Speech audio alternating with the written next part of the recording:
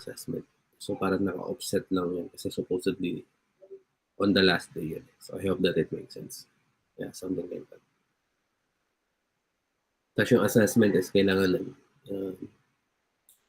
naka-deploy yung project nyo sa Netlify. So I think we're going to cover that anyway, yung paggamit nun. So I think today is yung GitHub. So na-discuss na natin yung about Git. So for those who nakapag-send na ng activity yesterday, congratulations. Hindi ko pa napupusuan guys, or madalas salita, hindi ko pa lahat na-check kasi nakipag-meeting ako kahapon, no? So kahit na holiday, tapos BSRS lang, pero meron akong meeting the whole day. Right? So kasi inaayos yung requirements kasi they wanted to teach me on Cebu. Right? So gusto nilang magturo ko. Right? So i-handle ko yung from Cebu. Right? So kaya kahapon we had a meeting and so on. Yeah. So kahit holiday, working holiday pa rin. And well, hindi ka tayo nakapag-class. It's supposedly, di ba? Pero meron pa rin ako mga ginawa. Sobrang basic. Iba yung pati yung preparation for next year. Pati preparation. Dami. So I hope that you're doing good. Yung naayos niyo yung mga dapat nyo ayusin. I'm going to check that later on dun sa yung mga na-accomplish nyo. And then, yeah. I think yung i-cover natin for today is GitHub. At least on Monday, guys, refresh na tayo, no? Go back to kung ano yung mga components, tapos i-manage ko yung kung sino naman yung magre-report kasi after ng GitHub, Netlify naman, I'm going to teach you on how to deploy project. Kasi from your local machine, yun yung concept na, no? Your codes, so maliban sa activity nyo, you're going to build your project, diba, from scratch. So using Materialize CSS,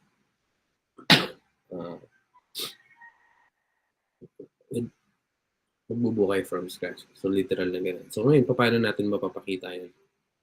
Oops. Si Angela, yan. So I think sila Angela yung magre-report.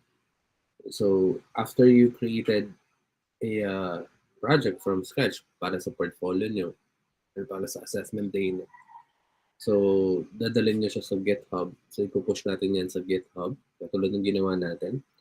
As from GitHub, you need to at least tackle kung ano yung mga features about GitHub. Kasi madami rin yan for collaboration, how to clone, and so on and so forth. Right? Para at least you're comfortable using that technology. Then, yung Netlify naman, para from GitHub, i-deploy natin siya using Netlify. Alright, so I'm going to teach you on how to do that. Tapos, yung last part is to cover the wireframe and prototyping. So, bakit huli yung wireframe and prototyping? Kasi that's the time that natutunan nyo na lahat ng bagay. Marunong na kayo mag-deploy. Alam nyo na kung paano mag-push. So, you're going to build your project from scratch. So, mahirap na mag-create kayo ng project tapos yung design nyo, yung layout nyo nasa isip nyo lang. Right? So, prototyping and wireframing is really essential on designing. Just to make at least matuto kayo kung paano nagpaplano. Hindi kasi pwedeng, let's say, yung design nyo nasa isip nyo lang. Tapos eventually kapag kinodes nyo na using Materialize CSS para mas mabilis, biglang paglabas ng content o yung pagkalabas ng design, parang, ay, hindi pala maganda. It's not nice. Will time consuming. Something like that, yung concept na. But anyway, I think let's cover the GitHub, alright, para marami tayong magawa for today at saka sa mga susunod na araw. So I think, sila Angela ba? Hi Angela. Kayo ba yung magre-report for today? Yes, sir. Kami. Alright, sige, umpisahan natin para marami tayong ma-cover. Thank you so much and thank you for listening. So, happy Friday. Good luck sa ano sa anong group kayo, Angela? To sir. Group 2. Alright, sige. So let's listen to group 2 tapos aralin natin kung paano gamitin 'to. So thank you. Kung ready ka na, you may start now, Angela.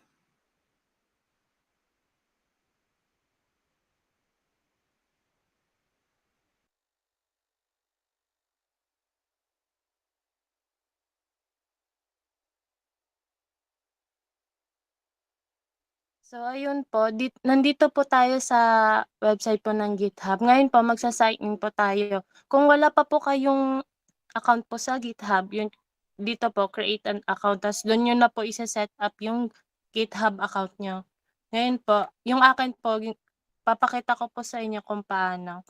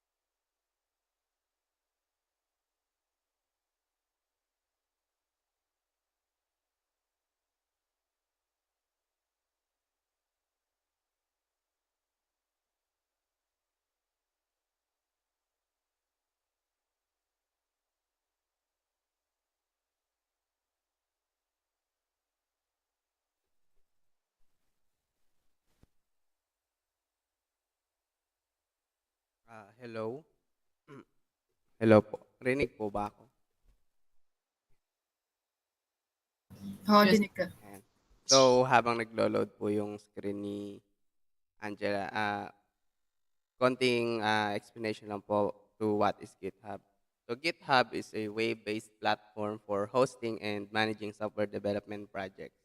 And pag sinabi po natin GitHub, isa siyang web-based na platform wherein pwede tayong mag-host and mag-manage ng mga project, yung mga collaborations, ganun po. At isang word na maaano natin sa GitHub is tawag matatag sa kanya ay isa siyang repository. Ngayon, what is a repository?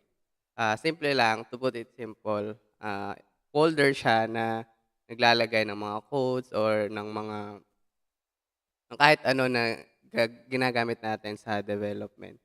So, para hindi tayo malito, isipin na lang natin na repository is just a folder, folder for our files, na nasa remote na lugar. Wala siya sa desktop natin, nasa online siya.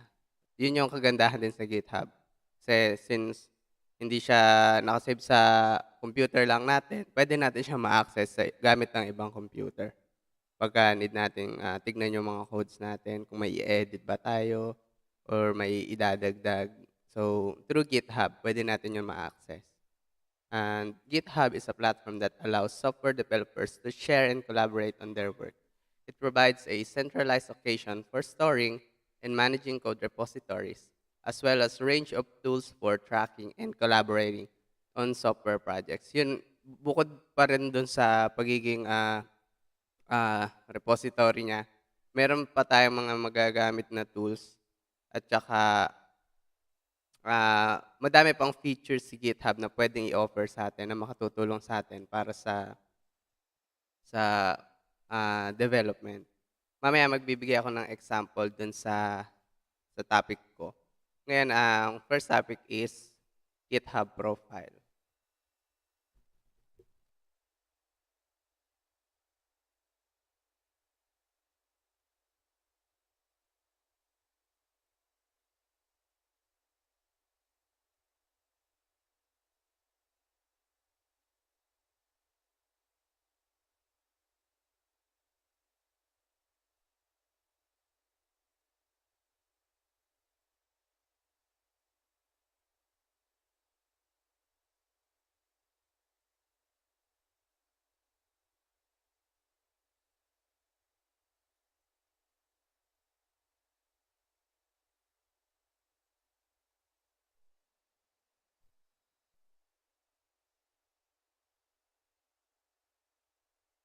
Yan, so makikita natin ngayon sa screen ay isang GitHub profile at ito ay profile ni Angela.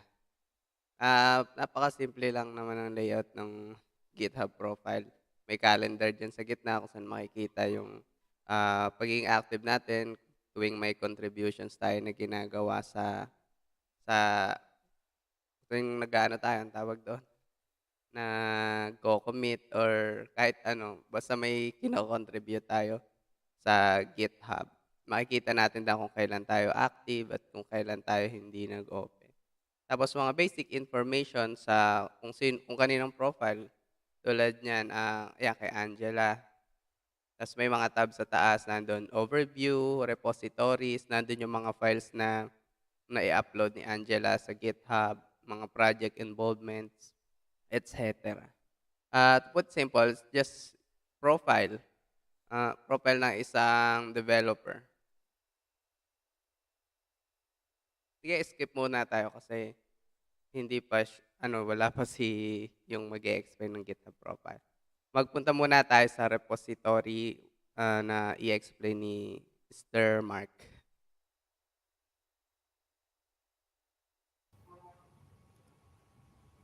Alright, thank you Nino.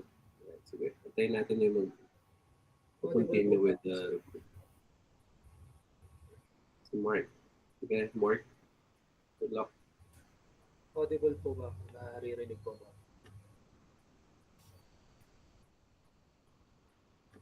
Yes, kuya. Rinig po. Sige po. I-share ko lang po yung screen ko. I-discuss ko about po sa repository.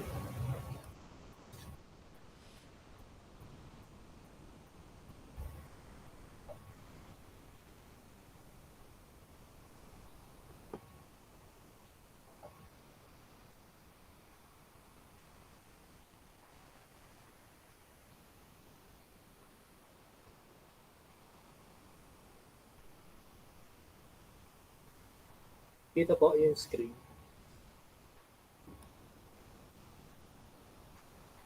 Apo, kita. Yan po. Morning to everyone. My name is Mark Russell and Julina at ang topic ko po ay sa GitHub is repository. So ano nga po ba si repository? Gaya po nung in-explain po ninyo kanina na ang repository po sa GitHub ay isang folder o container na it means once na ang isang container may ilalagay ka doon at yun po yung mga files, project files po na ikaw collaborate po within group of developers. Kaya po yung repository ay container ng mga files o folder.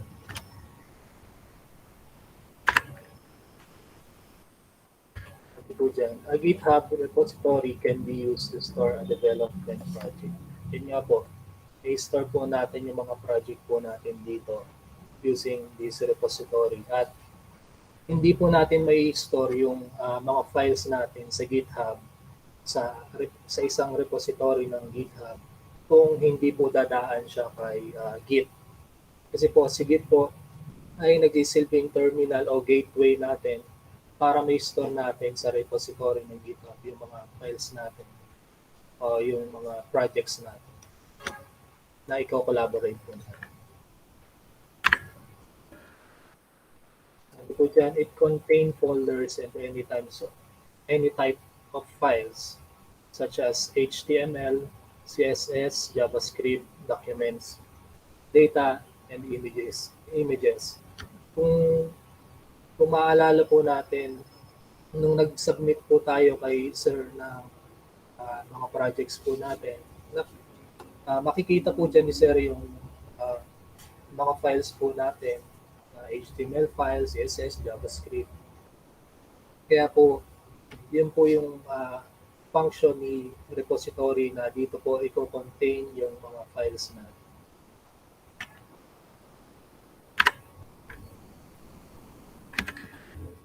The GitHub repository should also include a license, file, and README. file about the project.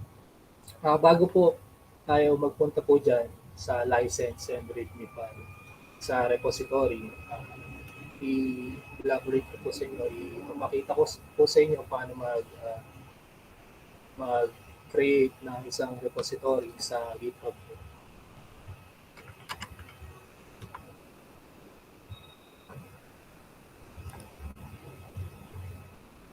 Kailangan po naka-sign in po yung ating pong GitHub account para po makapag-create po tayo ng repository. So, ito po yung ating pong profile sa GitHub. At mag-create po tayo ng repository. Punta po tayo dito sa may profile natin. Dito sa icon of class. So, add. Then, click natin itong new repository. Then, i-type po natin. Gaya po ito nung ginawa ni Sir last lesson po natin. Nung pahuli na po. I-create po tayo. Let's make it new repository.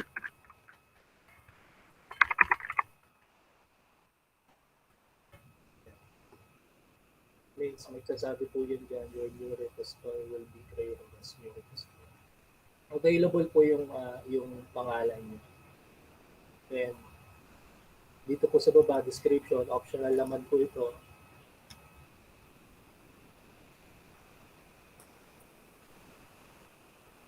Dito mo ilalagay kung ano po ba yung content ng repository na yun.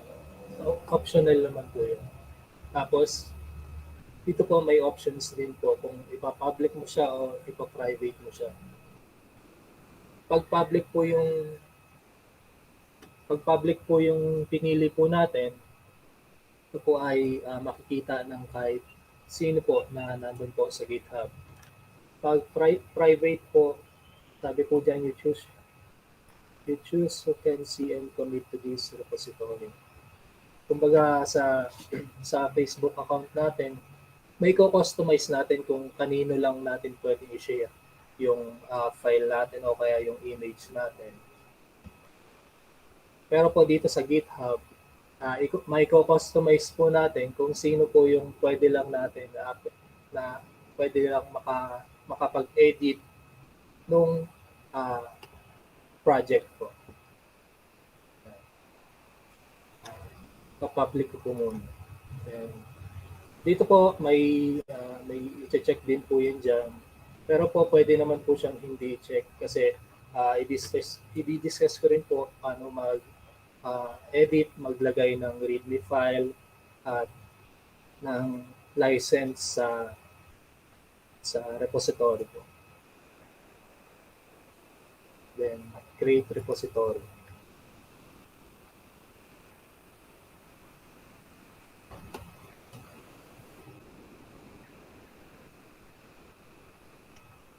Ito na po yung new repository natin. Makikita po yun dun sa your repositories. Makikita po natin, ito po yung ginawa natin bagong repository. Then, i-click po natin yan. Ito naman po yung paglagay po natin ng readme file dun sa ating pong repository.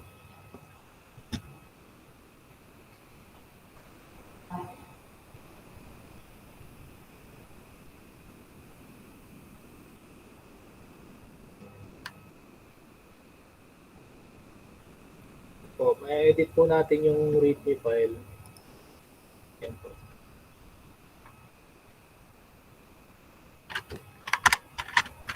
Pwede po tayo maglagay dyan. Ang readme file po, kung hindi po ako nagkakamali, ay dito po nilalagay ng mga developers yung mga instructions dun sa ginawa nilang project o kaya kumbaga sa isang application o kaya isang software. Dito nila nilalagay mga instructions kung paano siya i-download, kung ano yung dapat gawin. sa isang software bago siya may fully download. Lalagay lang tayo ng konting text ko dito.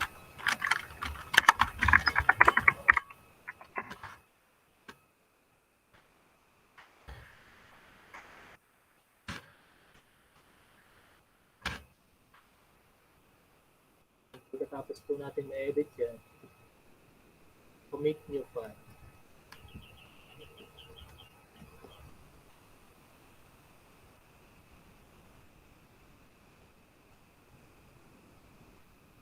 Yan po. Kung makikita po natin dito sa ating new repository, meron na siyang readme file po.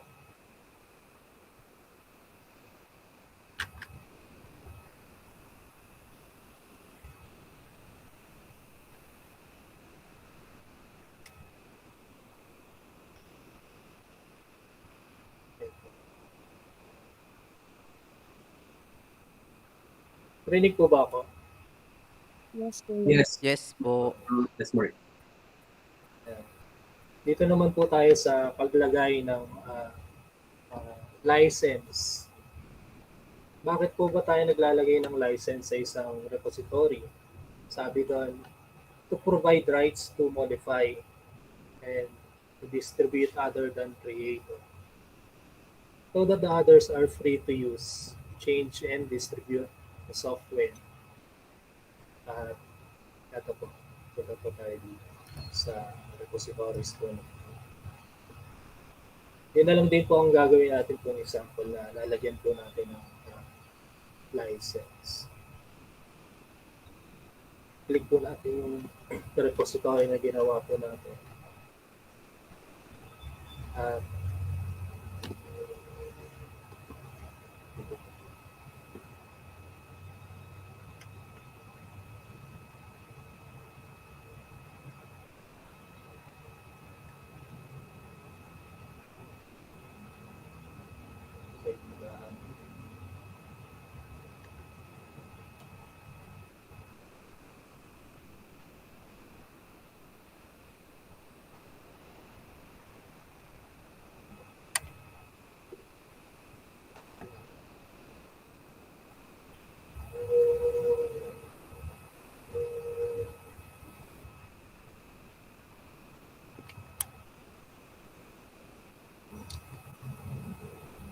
kita po ba?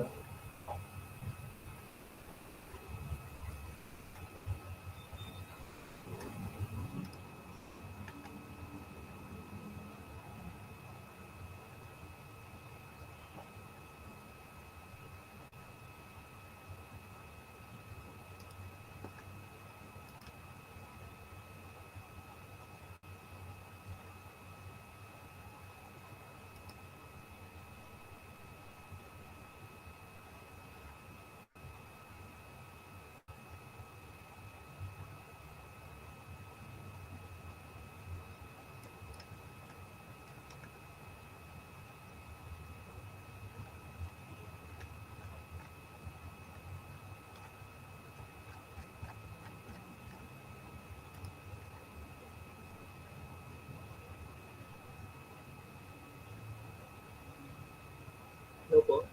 Kita po ba? Yes, kuya. Kita Yes, po. kuya, kita.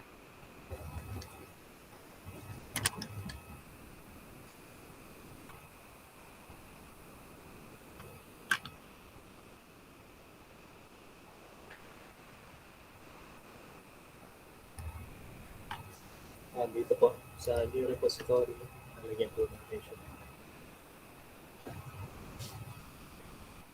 License.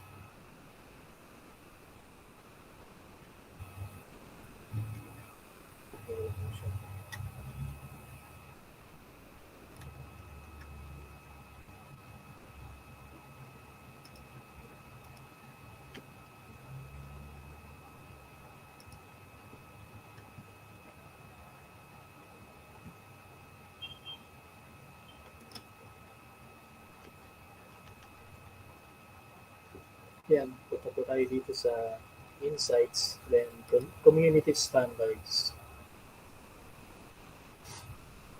May makikita po natin dyan yung license. Yung license po. Ito po, kita po nyo. Mag-a-add po tayo ng license dyan. At ito po yung pamimilian ng license. At ang pinaka-common na ginagamit na license po dyan ay MIT license po.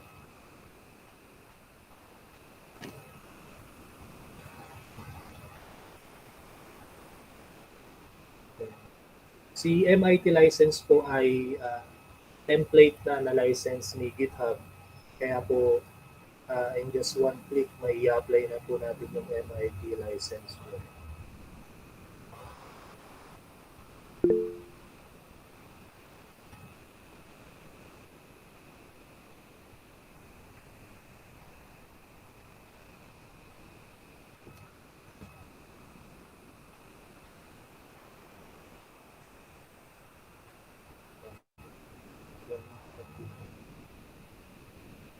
Yan po.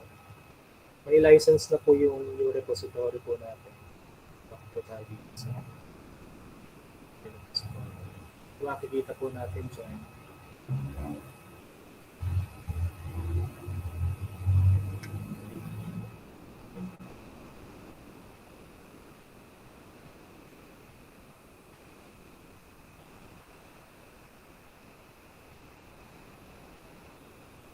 Ayan po.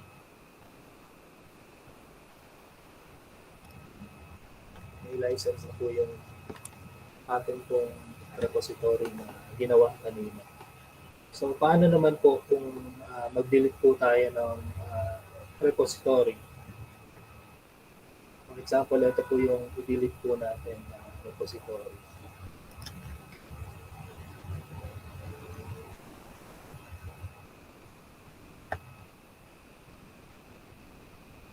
Punta po ulit tayo dito sa settings.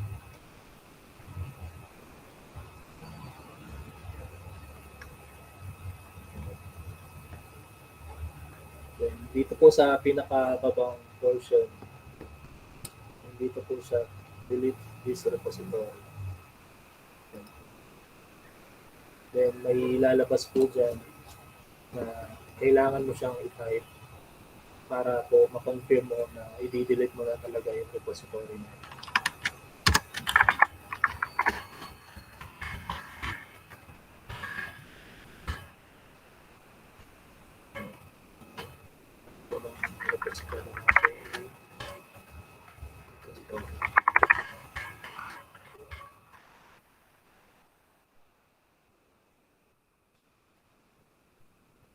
Delete po natin. Then, may lalabas din po dyan sa confirmation na i-delete mo po talaga yung repository mo.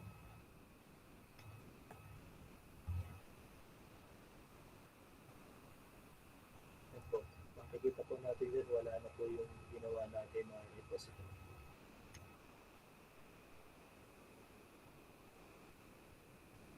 Yun po yung sa part ko po repository.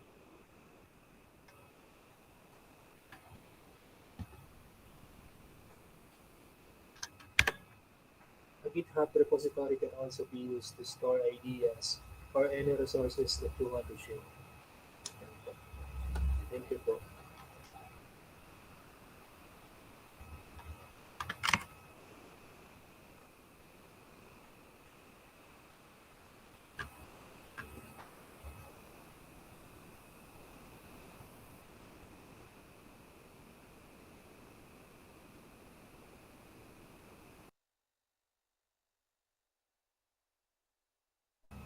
Next topic po.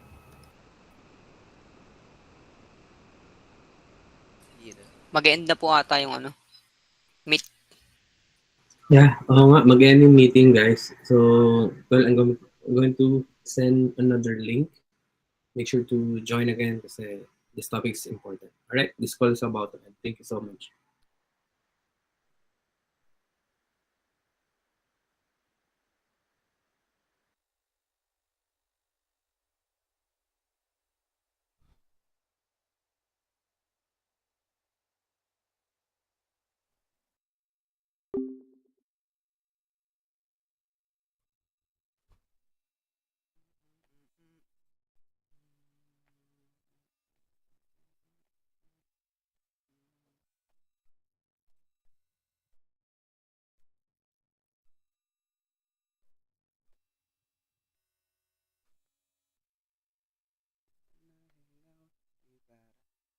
the route. Da, da, da, da, da, da. If you wanna get down, down on the ground. She don't lie, she don't lie, she don't lie. Mm. Da, da, da, da.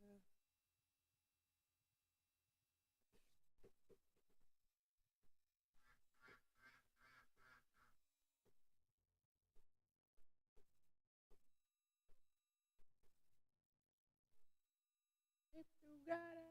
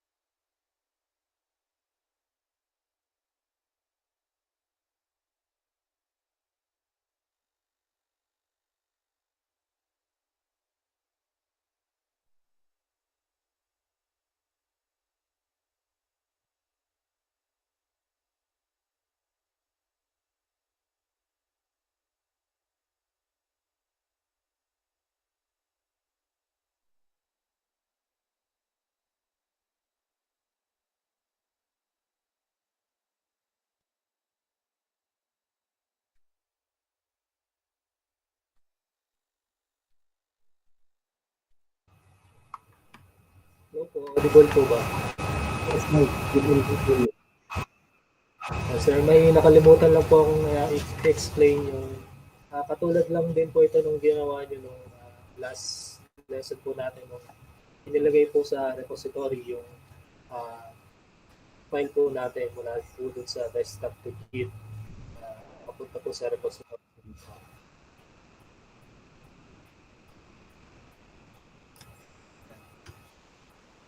maglagay po tayo na isang file sa GitHub.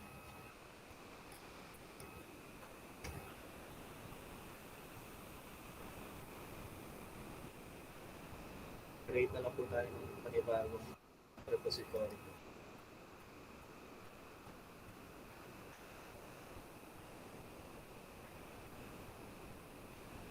May inihanda na po ako dito ng file na ilalagay po dito sa repository sa GitHub.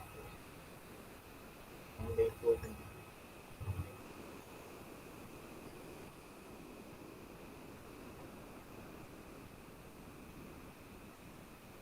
Ito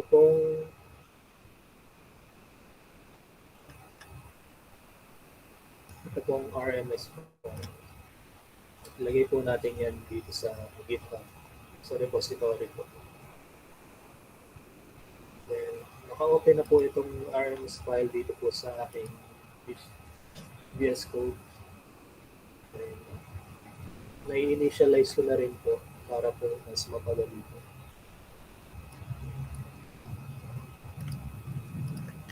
Ang gagawin po natin ay i-push na lang po sa Git para po makuha po ng GitHub.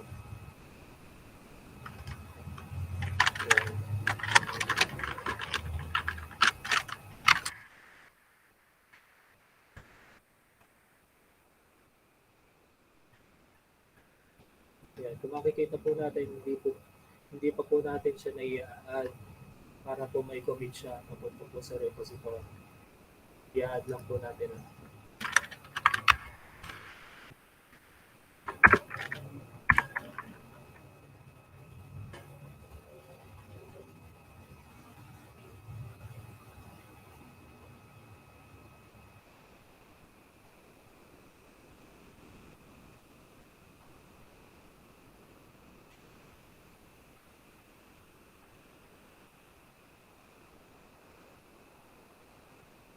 Status po natin.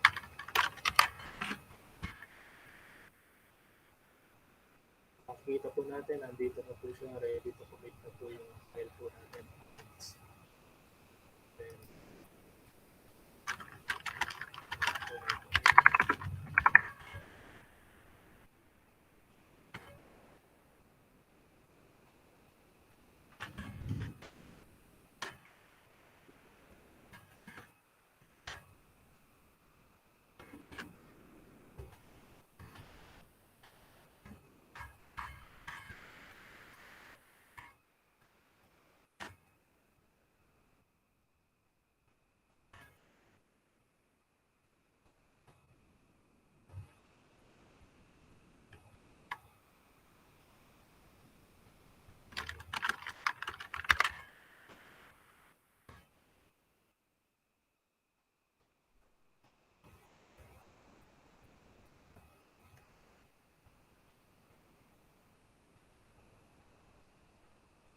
makikita po natin dyan, ready to commit na po yung ating pong file.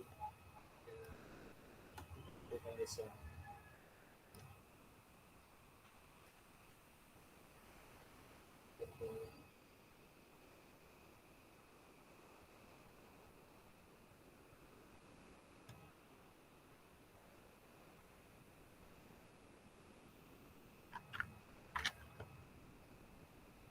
RMS po.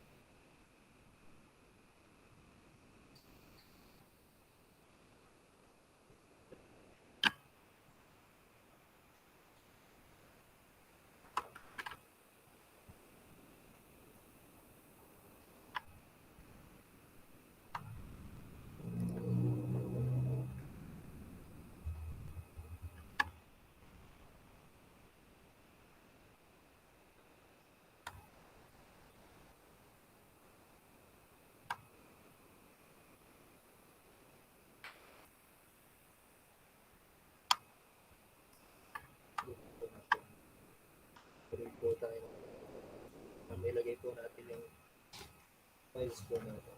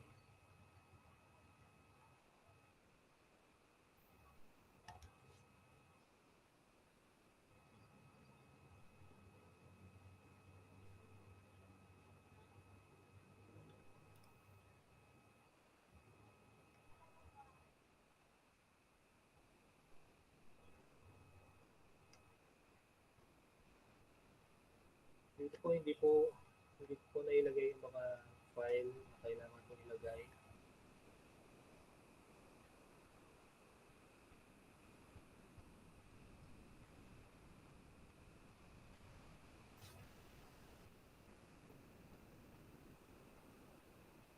Hindi po siya nag-appear. May nakalimutan po yata ako na steps. Kaya po siya hindi na ilagay. Bali, sa part po na to, yung kasama po namin na-try po. Thank you po.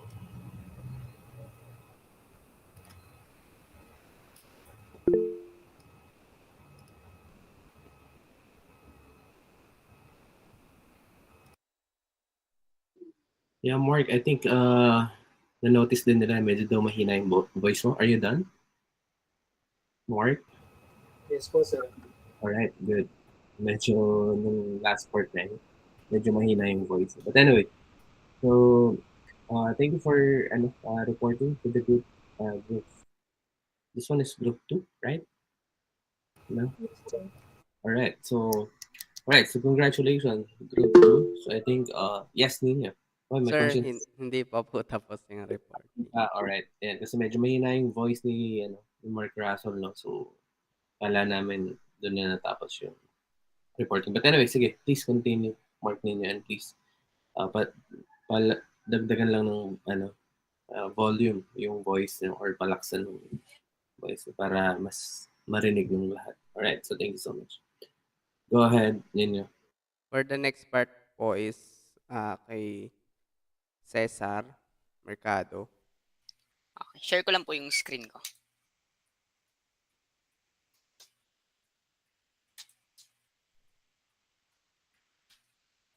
Nakikita po. Wala pa po. Wala ba? Wala. Ay,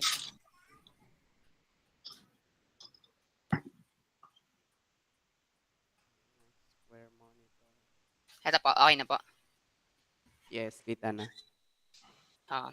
Collaboration is the way different people can work on the same project together. It is like creating a group in GitHub, just like groups in other social media. The people added to the collaborators list can be able to push, merge, and do other kinds of similar things on project. It makes it easy for the developer to share code, files, and collaborate with fellow developers on open source project. So, dito po ipapakita ko po kung paano po mag-add ng collaborators. So, first, syempre, punta tayo sa may GitHub. And dito na tayo. And create new repository. But since meron na po akong existing repositories, i-click ko na lang po. Then, here, sa taas po, hanapin po natin yung settings. So, settings. Then, sa may bandang left po, makikita natin yung dito sa access, manage access, yung collaborators. Just click and minsan po may lumalabas na verification diyan where you need to type your password para po ma-verify. But since nagawa ko na po siya kanina, hindi ko na po siya kailangan gawin. Then, eto na po, add people. And itatype mo po yung ID ng collaborators mo or yung ID ng kasama mong gagawa ng project. Sample. And kahit sino po, just click and add SAS to this repository. Once you click add SAS to this repository, mag-notify po sa kanila yan or mag-email, then they need to accept. Then, once they accept it, Makikita na pwede yung na po silang repository. mag-commit dito sa may repositories nyo po. And makikita nyo po kung meron pong changes or may files na dinagdag po sila. And I think that's all po.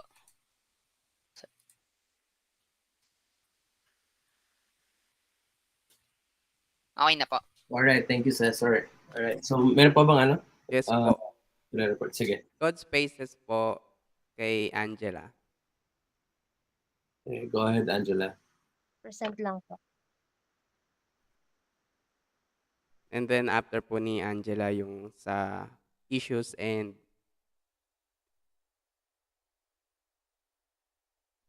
pull request po sa akin.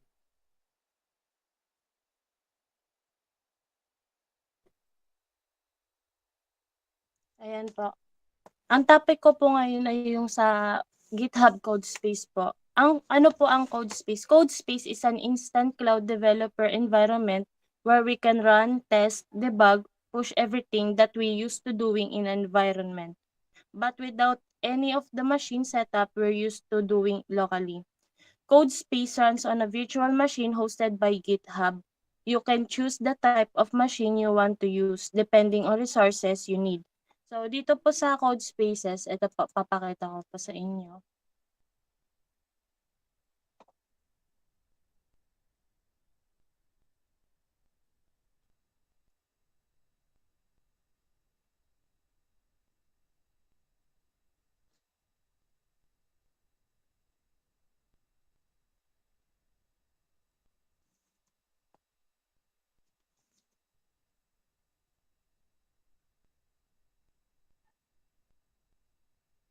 Ayan po. Dito po, ito po yung part ng Codespace. Ito lang po yung i-click nyo. Tapos po, ito pong nakikita nyo, may blank by GitHub, React by GitHub, Jupyter Notebook by GitHub. Yan po yung mga free template po na meron yung GitHub Codespace. So, yung Codespace po kasi ay isang instant cloud developer environment or madaling po sa bang explanation po, sa pamamagitan po ng GitHub, pwede po kayo ditong mag-code na hindi na po gumagamit ng mismong IDE or yung mismo pong code editor. Apo. Ayan po yung mga example niya. Mga free template po niya na pwede po kayong gumamit ng code. Tapos, ayan po. Ngayon po, tatry po natin gumawa ng code space.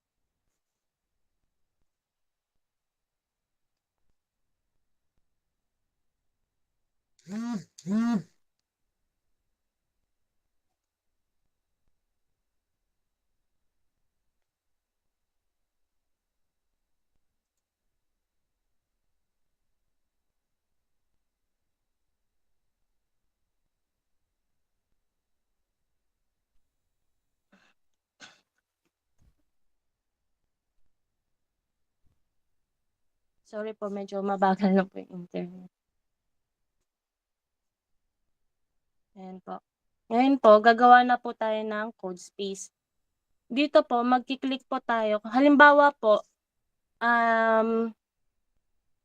Sa iba pong repository, kukuha po kayo ng repository po or kunyari po din halimbawa lang din po na nasa ibang device po kayo tapos mag-open po kayo ng GitHub ta's gusto niyo pong mag-code. So, dito po sa code space puwede din po kayo ditong mag-code. I-ki-click niyo lang po yung i-sign in niyo lang po yung account niyo tapos pupunta po kayo sa code space then piliin niyo po yung file na bubuksan niyo po para mag-code. Yan po, pinili ko po yung ginawa kong file nung nakaraan po. Ta's eto pong main branch, eto po kung saan po ako nag-code, yung Visual Studio po. Yan, create code space.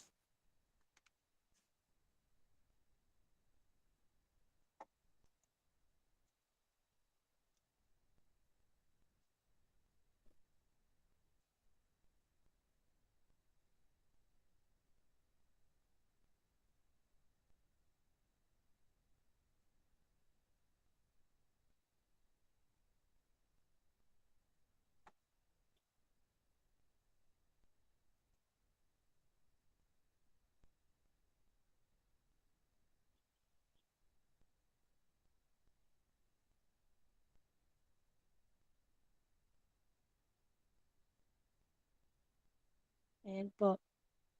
Kung nakikita niyo po, ito po yung itsura ng Visual Studio. So, dito po sa GitHub, template po na meron po siya, puwede na po kayo dito mag-code. I-edit niyo po yung code niyo, gumawa po ng bagong version or kung ano man pong in-add niyo sa inyong code. Ayan lang po, sir. Thank you po. Alright. So thank you so much, Angela. So, meron pa, read ninyo, right? Yes po. Sige, go ahead. Let me share my screen lang po.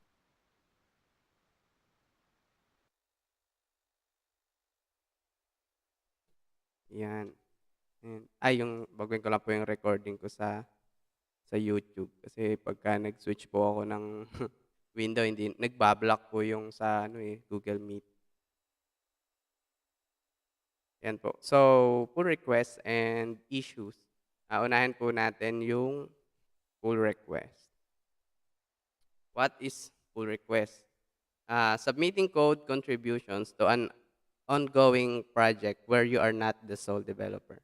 So, yung word, tandaan lang po natin yung word na pull. Kasi po, di ba tayo yung nagpo-push ng codes papuntang GitHub.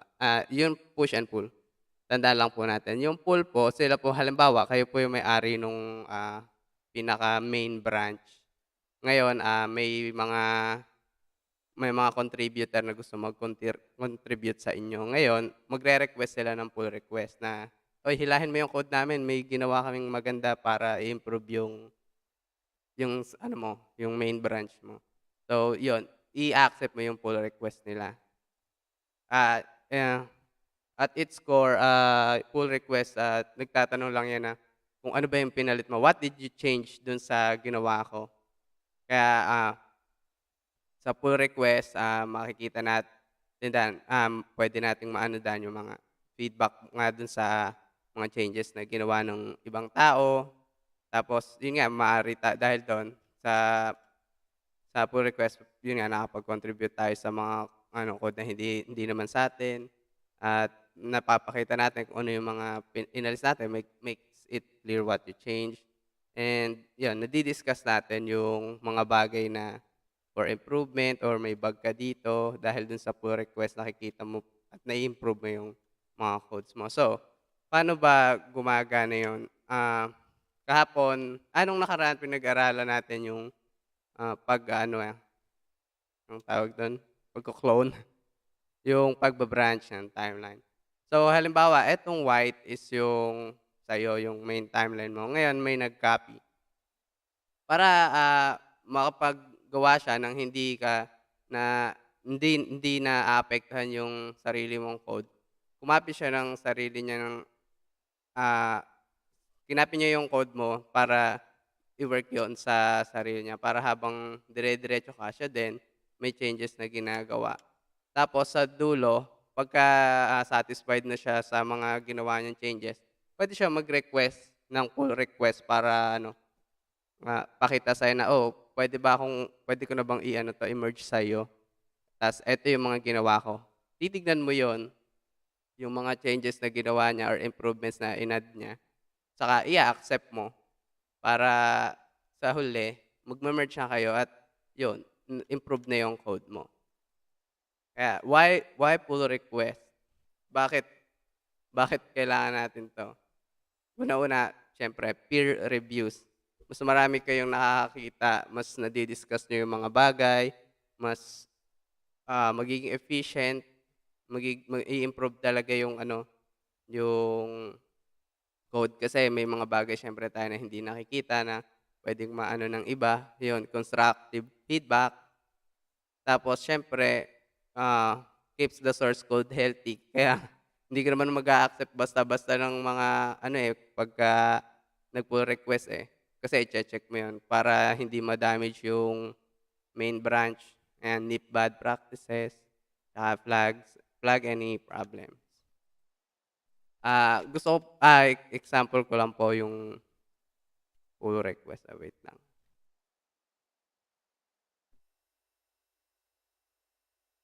Eto po, nag-prepare ako ng code kanina, kasi sa main branch ko, ayan, party, nagsulat ako ng ano, party stuff. Oh, remember po natin pala, hindi lang sa code yung GitHub.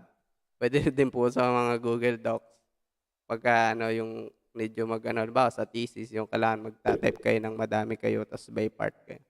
Halimbawa lang po, eto, hindi siya code, pero ano po siya, list. So, may party po ako. Ngayon, kailangan kong party stuff. Eto ay food. Sagot ko yung food. Ngayon, yung friend ko, si Onin B, siya sa ano, um, siya naman sa drinks. Drinks ba? Ayan. So, while nagtatrabaho ako sa food, nag-iisip ako mga food, tapos eto na yung mga naisip ko. Siya naman, sinabihan ko siya, ikaw na bahala sa drinks, ha? So, kinuha niya yung ano ko, yung main branch ko. Sabi niya, sige, pag-uwi ko sa bahay, magsusulat ako ng ano, ng drinks natin. Tapos, ayan. Ngayon, nakaisip na siya ng drinks. Sabi niya, may naisip na akong drinks. Nga, pagsamahin na natin yung ano natin, yung list natin. So, si Onin B, nag-pull request, new pull request. Tapos, eto, mahalaga to, Eto yung pag-aanuhan natin. Dito tayo sasapi. Dito natin ilalagay yung changes na ginawa natin. Tapos, eto, select natin dito kung ano yung code na ginawa natin. Ayan. Dito. Ayan. Ayan, pagka view pull request natin. Hindi ko na ito isasubmit kasi nakapag-ano na ako, Tapos, ayan, merge pull request. Nasa pull request ba to?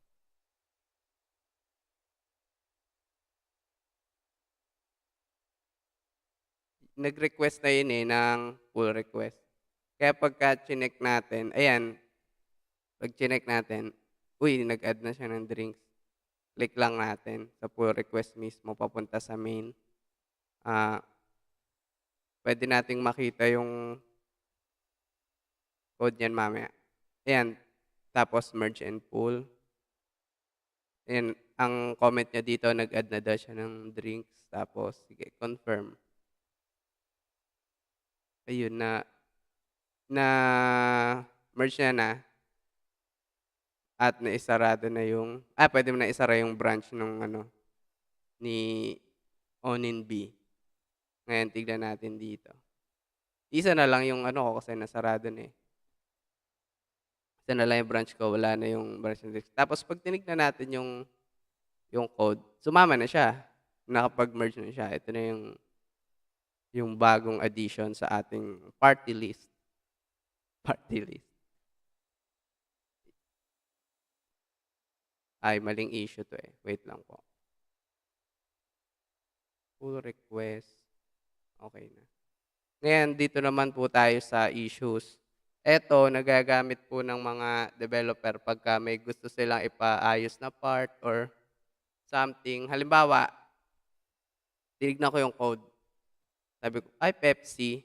Or halimbawa, maling code. Bakit kami ganyang code, maling code? Pepsi. Eh, ayoko ng Pepsi. Ngayon, maggagawa ako ng issue. Issue agad din. New issue. Tapos, ah, ang title ng issue ay palitan yung drink. Change drink. Sa paggawa ng comment or ng details tungkol dun sa issue na gusto nyo i-resolve, merong mga may mga pwede kayong gamitin dito na pampaganda ng style. Halimbawa, ayan, para lumaki yung text. Ito po. Ayan, para gawing bold yung text, 2 asterisk or italic, isang asterisk. Pwede siyang edit or pwede kayo maglagay ng picture. Try natin maglagay ng picture. Ayan. English. Change drink. I don't like Pepsi. Tapos maglagay tayong picture. Yung picture pwede kasing drag and drop na lang siya. Antayin natin. Yan. Tapos preview para makita natin. Yan. Bold yung text nito. Ulit. I just don't like it. Para makita niyo yung pinagkaiba ng bold text sa sa regular text. Kaya medyo mas makapal siya. Ganyan yung magiging issue. Ngayon, i-assign mo na yung issue sa kung sino mong collaborator ng code mo. Dito sa example ko, ako lang naman. Mag-issue ng sarili. Yan. Tapos, label. Napaka-useful nito kasi malalabel mo kung ano yung pinapagawa mo, kung bug ba siya, or dito sa natin, sa situation natin, documentation lamang kasi for improvement and addition. Yan. Eto, hindi ko na yung gagalawin. Ayan nga, pag sinubmit ko siya, magpa-pop up na siya dun sa binigyan niya ng issue or nung ticket or nung trabaho. Ayan, tignan natin. Change drink daw, sabi ni boss. Click natin. Anong issue, boss? Di daw niya gusto ng Pepsi. Palitan natin. Okay, edi ang gawin natin. Balik tayo sa code, punta tayo dito sa party. Edit natin. Gagawin natin, ayusin na natin. Gawin natin Coke. Sarap ang Coke. Tapos maglalagay tayo ng title sa change yung ginawa natin. Replace Pepsi. Ayan. Need Coke. Replace drink na lang. Ayan. Or fixed. Para sarado na. Fixed drink. Drinks.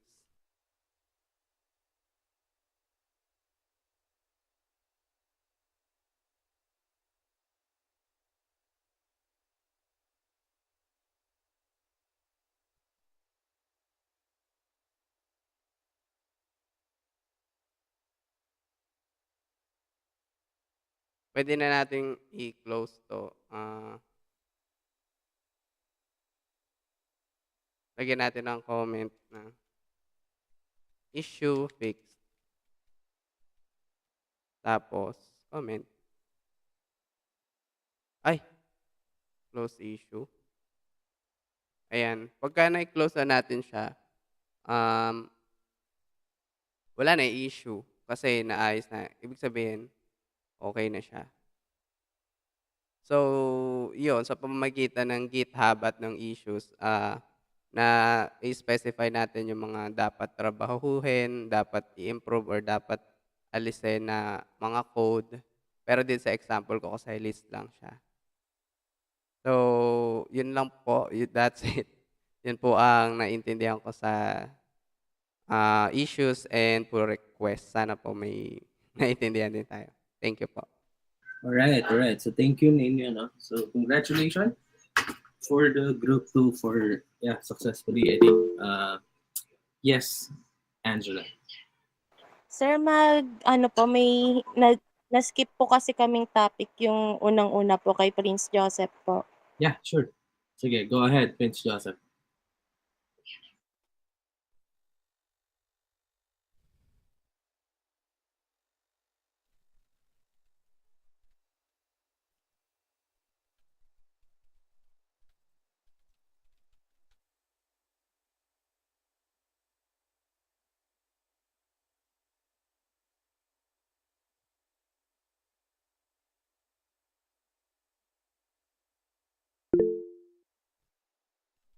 Sir, good morning po.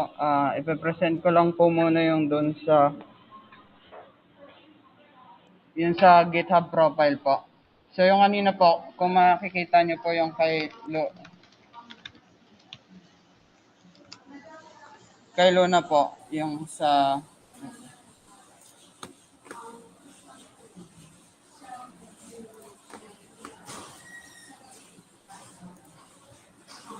yung kay Luna po, medyo ano po, yung wala po siyang overview po doon sa profile niya. Pwede po natin siyang lagyan ng overview gamit po ng profile.me.dev po. Ayan po, dito po. Bago po muna yan, gagawa po muna tayo ng file sa repository na tatawagin po na readme.md.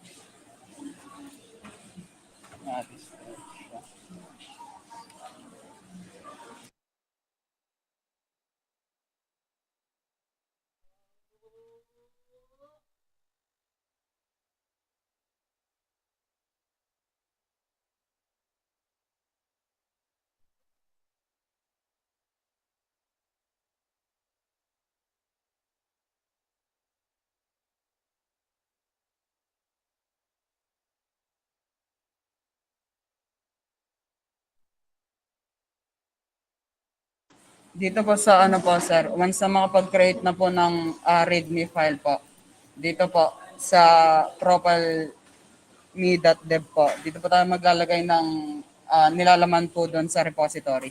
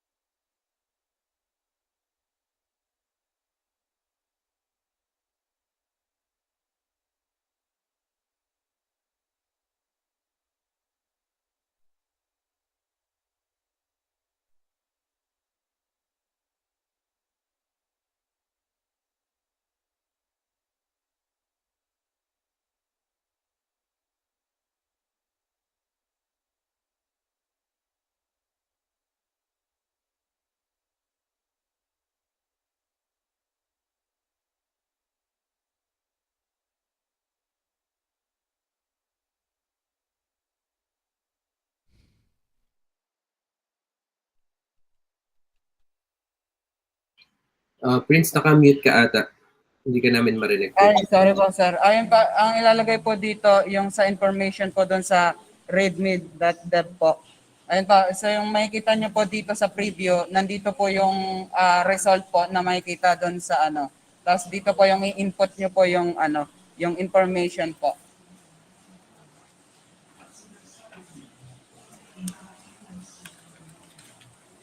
Dito po, ang pinipila po ako naman po ngayon yung doon sa collaboration po.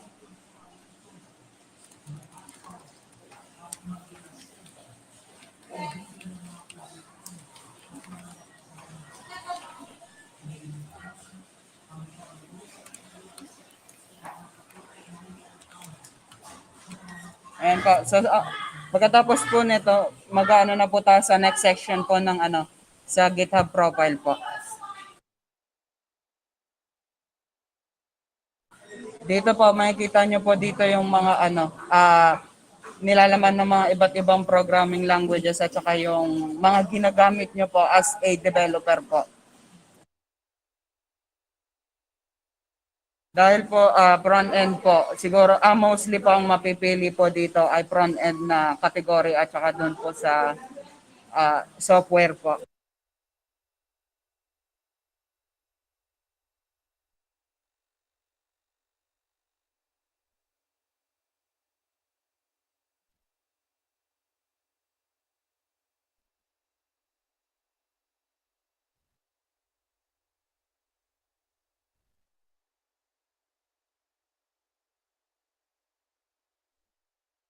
Pagkatapos niyo po makapili ng yun po sa skill set niyo po, pupunta po tayo sa next section po. Ayan po, ilalagay niyo po dito yung mga iba't ibang information niyo about sa yung contact niyo po, Twitter, social media, para po create po sila ng response po if may gustong yung client na makipag-cooperate sa ayun po dito sa GitHub po. May profile din po, ayan po. If maglalagay po tayo, ayan po, lalabas po yung icon dito sa baba. Yung nandito po yung sa social.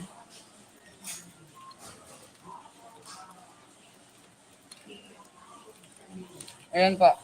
After ng next section, dito naman po yung gusto nyong ipakita doon sa graph sa GitHub profile niya.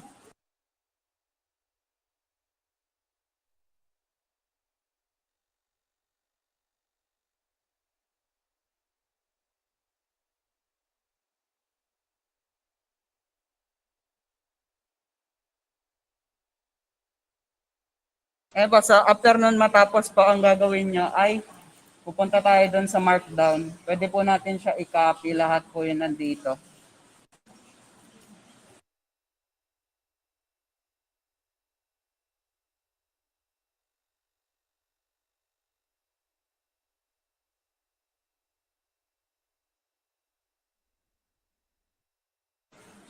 Ayan po, once po natin i-paste yung mga yung code po, ilalagay po natin yung pagko-commit po ng data.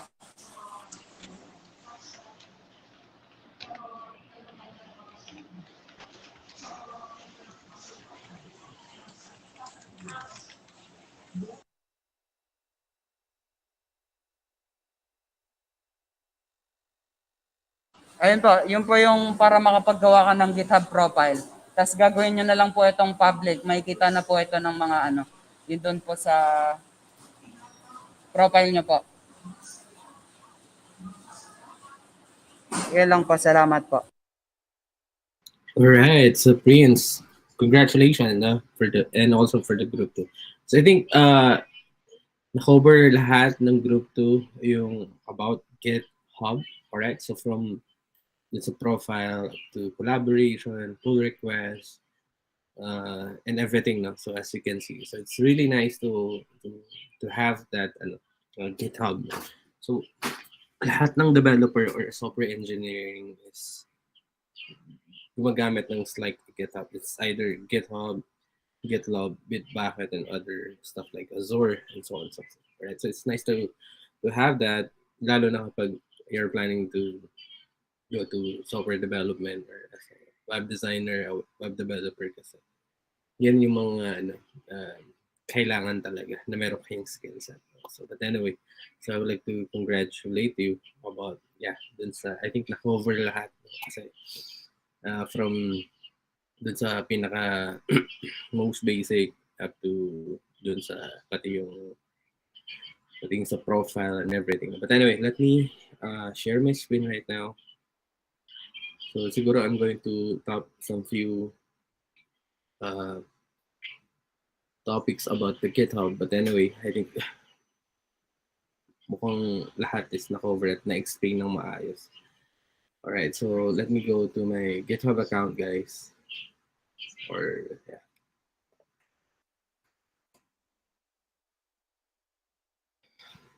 So here, there's my GitHub account. As you can see, tama yan. So repository siya. So parang siyang like a container lalagyan ng mga codes ng mga developer, and well, maliban dun is you can do some collaboration, meron tinatawag na pull request. Kahit hindi pa kayo parang literal na magka-team, so you can ask a pull request. Ibig sabihin meron kang yung codes niya, you add some features and so on and so forth. It's really nice. Tapos makikita yun sa contribution nyo. So sobrang actively parang nagpa-participant kayo sa software development. If you're planning to go to industry, tapos merong mga activities at marami kang repositories, yung mga project na nasisimulan mo o na-accomplish mo nandoon. So kakaroon kayo ng edge compare with the others na applicant, alright? For a software engineer or software developer. Maybe kahit pa sabi yung web designing, so kasama yan lahat. Alright?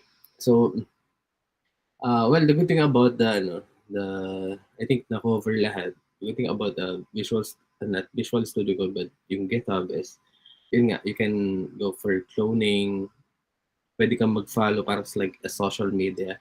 So for example, let me go on my profile, right? Alright, so I have some few parang following, pina-follow ko yung mga, alright, so I have, eto si Dylan Israel is a software engineer, or well, a developer, and si Red Traversy. So, well, it's a open source, you can do follow, parang it's like a social media, no? Na ang makikita nyo naman dito is yung mga project, or yung mga, well, yung mga pinost nila. Yun yung tamang word, pinost, dun sa repository. Tapos, kapag naka-public yun, you can easily check that one. You can aralin. So, GitHub is one of the parang platform para matuto sa coding. Right? Kasi it's technically open source. Pwede mo siyang i-check, i-clone, alright, or i-push, or even, let me share it to you. So, let's say, Brad Travers is parang a software developer. And sabi niya, a full stack web developer and online instructor. Specializing in mostly JavaScript or JS, but also in Python, PHP, and some other stuff. So, siya si Brad Travers and sobrang dami niyang followers sa YouTube, guys. You can check that YouTube channel. I think baka lahat ng developer is nakasubscribe sa kanya, even me, guys. Siyempre. So, let me share it to you. Traverse Media. Traverse Media. Maybe it's spelling, but I know. Ayan. So, Traverse Media. So, meron siyang 1.9 million. I think nung na-meet ko siya sa YouTube, parang mga 300 or 400, yes, 300 subscriber lang. So parang bagong-bago. Well, madami na rin yun during that time. Pero parang nung 2020, parang biglang nag-full blast talaga. So sobrang dami ng tinuro dito, or marami siyang, meron siyang mga playlist if you wanted to learn something like JavaScript and so on. So I think tignan nga natin yung pinaka So, well, playlist yan. So, tingnan natin yung pinaka-old one. Sobrang dami niyang tinuturo. And even the, yung about yung how to be parang journey para maging software engineer, developers. So, parang kasi experience niya and so on. Para at least parang magkaroon kayo ng idea on how to do that or how to deal with those yung parang process. So, yung pagiging developers that, well, literally easy, but well, so that's the good thing. Hindi lang basta parang puro technical issue and parang coding stuff. So, sobrang dami ng videos dito. And actually, siya yung parang nakipag-collaborate siya with other YouTuber, yung mga developers. Well, developers na nagtuturo. Yeah, so sila, and yeah, so, ito yung something like yung repositories na he has a 254 repositories. Alright, so tapos may kita nyo dito is yung klase ng project or yung mga codes na pinost niya dito. So for example, this one is CSS. Alright, so well, Node.js, panel, image. So this one is JavaScript, TypeScript. Alright, TypeScript, JavaScript, and so on. So medyo specialized nga siya with the JavaScript. Vue.js, meron din siyang PHP. PHP is for a backend programming language. React is a framework. So basically, malalagay doon yung may kita, may notice ko ano yung ginamit yung technology. This one is SAS or SCSS. It's synthetically awesome CSS. So it's more advanced CSS if you're planning to learn that. So Oops, we still have 10 minutes left for this. So electron and so on. But anyway, I just wanted to show you something like this. Sample lang. Alright. MERN. This one is MERN stuff. Meron akong nakita dito. Vanilla JavaScript. SJS. Overview pala. So, just give me a moment. I just wanted to share with you something. React. Let's see. So, vanilla JavaScript. Right, so, just give me a moment. So, ito, parang kung paano. Either a clone or, well, you can easily download it, that zip file or file niya para makuha niya. Tapos, pwede kayo mag-add ng some features on that. Ang dami kasi repositories. Wait lang. Parang nakita ko na kanina. Code. Dito yung vanilla JavaScript. Before, parang nasa recent lang siya. Siguro nag-update siya. Oo nga, nag-update siya. 10 hours, 11 hours. But anyway, update yesterday, like, ito, view COVID tracker. Yes. Ganun to. In-update niya yesterday. So yun, but even yung old one repository mo, if you added some features or add some codes, mag-update siya, tapos mapupunta siya dun sa taas. Expense tracker, MERN stuff to eh. So medyo more in advance, so hindi nyo masyado maintindihan. Go ahead. I think meron siyang ano dito. Ito, vanilla. Parcel boilerplate. Ano natin vanilla? Yes, Joyce. Ito, vanilla. What is your question? Ito, maybe vanilla web projects. Yes, Joyce, you're raising your hands. Would you like to ask or say something? Ito.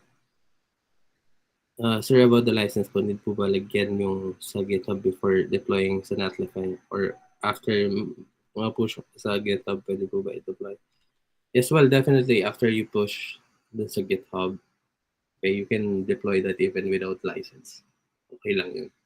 Kasi yung description ng license kanina is explain naman, di ba? Para at least pwedeng makuha yung codes mo. But well, pwedeng, sir, about the license po, need po ba lagyan yung GitHub before the deployment? Okay, so inulit niya or after the push. Yeah. So definitely you can push or deploy your project even hindi mo nilagyan ng settings na license. Alright, so yun, just to quickly answer your questions. Anyway, let's go back.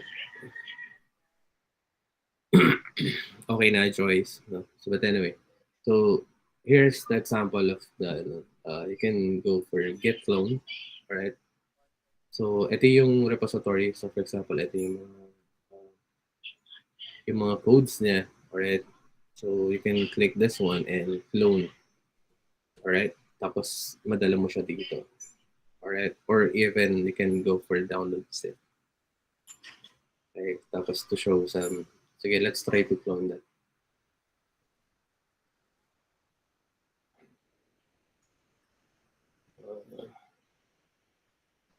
Oops, just give me a moment. Yeah. Right.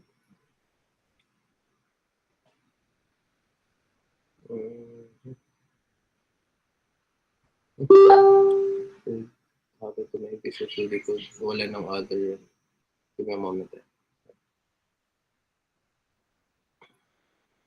Batch 7. Alright, so let me go ahead and share it to you guys.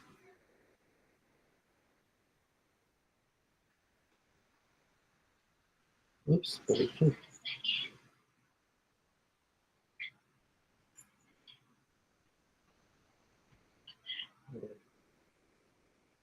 close this one. Right. Well, definitely, it's either you can download zip or you can clone that. Okay, so you can go for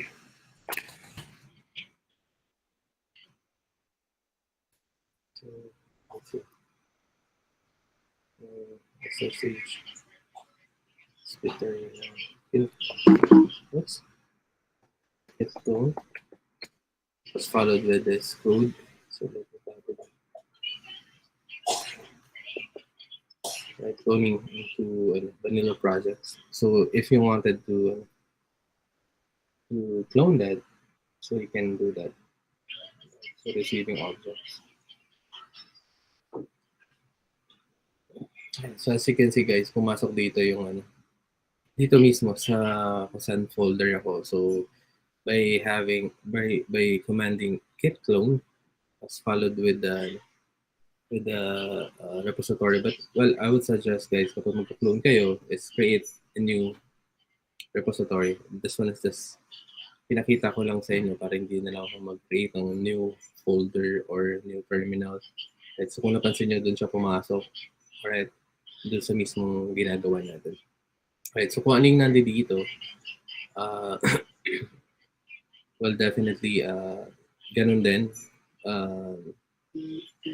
Kung ano yung representation nito, nandito literal, nakuha natin lahat. So I'll show you. So let's say breakout game. So, for example, meron din siyang HTML dito. So you can say open with live server to check kung anong klaseng website yung ginawa niyo or some application. So as you can see right now, breakout game. Alright, so you can game that literal. So, and kung napansin niyo, kapag hindi natin siya na tumama at hindi tumama dito sa and so hindi mo nasalo, well, definitely parang babalik siya doon sa pinaka-start, which is parang game over yun. And then every time na oops, medyo yun, talo ko doon. Alright, so yun. Kasi hindi ko I think most of you guys alam niyo yung alam niyo yung laro na to. Pero I mean, yung reason behind or kung paano niya nagawa to is because of this. So ito, kung napansin niyo yung design niya or yung structure and ano ba to? HTML niya is konti lang. Alright, so let me choose the other stuff here. Alright, so let's just focus on this code. Alright, so sabi niya dito, yung structure niya, so ginamitan niya ng HTML of course kasi wala namang website or web application na walang building blocks. Kahit simple yes and more parang kahit gano'n ka-complex, kinakailangan ng HTML file or HTML. Alright? So here's the breakout game, that's how to play. As you can see, nakalagay dito how to play. Tapos ginamitan niya ng vanilla CSS or yung normal CSS lang. I think diba meron tayong skip ng oh guys, we still have 2 minutes left for this guys. So, siguro para hindi masyadong overload yung yung information. But anyway, I'm excited to show you ano yung mga meron dito at saka kung paano gagawin. But anyway, let's use this time to have some like a break time. Just like 2 minutes, just a quick break. Then I'm going to send another link, guys, para to continue our class for today or yung mga discussions pa natin. Right? So can you please, your call ends in under a minute, guys. So make sure to join again after mag-send ako ng another link. Alright? So thank you so much, guys.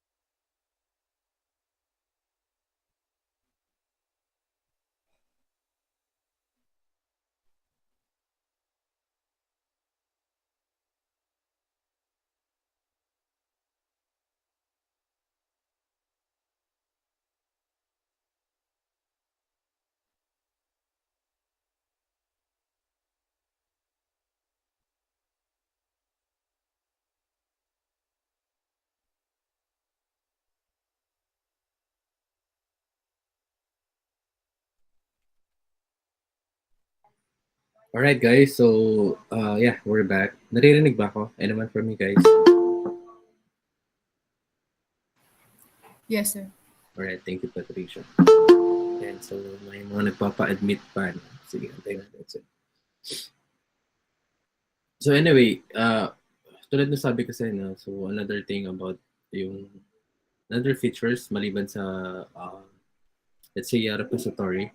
So we can use the ano, yung other parang functionality ng GitHub, no. So it's one thing is the yung pag-clone ng isang repository. So usually we're doing this is para at least to learn on kung paano niya binuo yung particular na project na yun. So it's literally it's a open source. So hindi wala siyang tinatago. So like this, diba? So you can analyze and reverse engineer kung paano. So well definitely hindi para sabihin mong sa'yo galing yan. You're just adding some features. It's tapos ang pinin mo na kunwari ikaw yung buo. So it's not nice. So you can clone that. So from the word clone, pwede kang kumuha ng copy nun na as in parehas na parehas. Tapos you can use that as parang for learning purposes. So there's a lot of parang codes, even portfolio or final project na available kasi it's open source guys. So ang daming developers dyan na they created some website project na well kung sa school to pero for the sake of gusto mo lang maipasa yung meron ka maipasa madali yun. But the main goal is hindi yun yung reason behind kung bakit natin ginagawa isang bagay or kailangan lang natin gawin. So, ang importante doon is yung naiintindihan nyo kung paano nag-work lahat ng bagay. Alright, so I hope that it makes sense. So, so that one, so yun yung pag-get clone, ayun yung pag-clone. Once you have the get, so isa sa mga command niya is get clone. So, as you can see, na-clone niya yung codes from that particular folder. Tapos kung napansin nyo, sa Visual Studio Code, merong nakalagay dito, just F that nakikita nyo guys. Itong part na to, Brad traversed it 3 years ago. So, yung alam ng Visual Studio Code kung kanino galing yan, kung kanino mo na-clone na yan. Alright, so kaya hindi mo rin, sabing sa'yo, tapos kapag nga ipupush mo yan sa'yo, hindi yan basta mapupush kasi sa kanya yan. Alright, so if you wanted to push that on your repository, much better to, you can download the save file para walang nakalagay na ganito. Hindi niya na-detect. Kasi since you use clone, so alam niya kung kanino galing. Alright? Yeah, so then, you can also use port to port that file, tapos para makapag, I think merong port dito, go to file, add file. Code. Well, what's the choice? Okay, so clone and merong port. Tapos pull request, yun nga, yung diniscuss kanina, let's say you fork or pull, clone some codes, tapos you add some features. Alright, tapos mananotice na yun, magkakaroon siya ng parang message dun sa na you are requesting for a pull request or something like that. So anyway, just to show you some code behind kung paano nangyari. So you can also do that. You can clone or download the file mismo, tapos madala niya sa local machine na tapos mapag-aralan. In that case, ginamitan niya ng index.html and as you can see, meron siyang style.css. So, kasi maliit lang naman yung design. So, I think ginamitan niya na lang ng plain CSS. Right, so here's the CSS. So, you can check kung paano niya ginawa. Right, so, this one is asterisk. Ibig sabihin is all, guys. Tapos, just added a set of curly braces. So, parang you selected all elements. Tandaan nyo yung asterisk is all. Right? So, parang you're telling to the CSS na, okay, lahat ng element, kung ano yung nandito dito sa line na to, sa loob ng curly braces, yun yung mangyayari. So, in that case, ginamitan niya ng box sizing. Alright? So, it's a property. That's this one is the value of box sizing. Border box. So, lahat border box. Tapos yung body niya, pinalitan niya ng background color. Right? So body, sinelect niya yung element tag of body, which is, well, it's nice to parang discuss na rin sa kung paano gamitin yung CSS. Kasi eventually guys, kahit pasabihin yung magmamaterialize kayo, meron mong some modification or some parang gusto mong parang baguhin or to add some parang property sa isang website. Right? Which is technically na ginagawa. So, in that case, ginamitan niya ng sinelect na yung body. So, this one's like a CSS explanation. So, para CSS is for cascading style sheet for the appearance ng website. So, yung output niya, yung design niya, kung napansin niyo, blue. Right? So, kinuha niya yung body, tapos dinala niya sa CSS. So, ang tawag dun is selector. So, sinelect na yung body element type. Tapos, nilagay niya ng set of curly braces para pwede nyo lagyan siya ng properties. So for this example, you just put background color, tapos yung particular na color. So this one is parang blue. So ginamitan niya ng hex color. Alright? Tapos display flex. So kapag plain CSS, pwede kang gumamit ng grade and flex. So flex is bago sa CSS para maging responsive and yun nga, yung sa pagle-layout, ganun din. So flex has also a parang row and column, or let's say a column.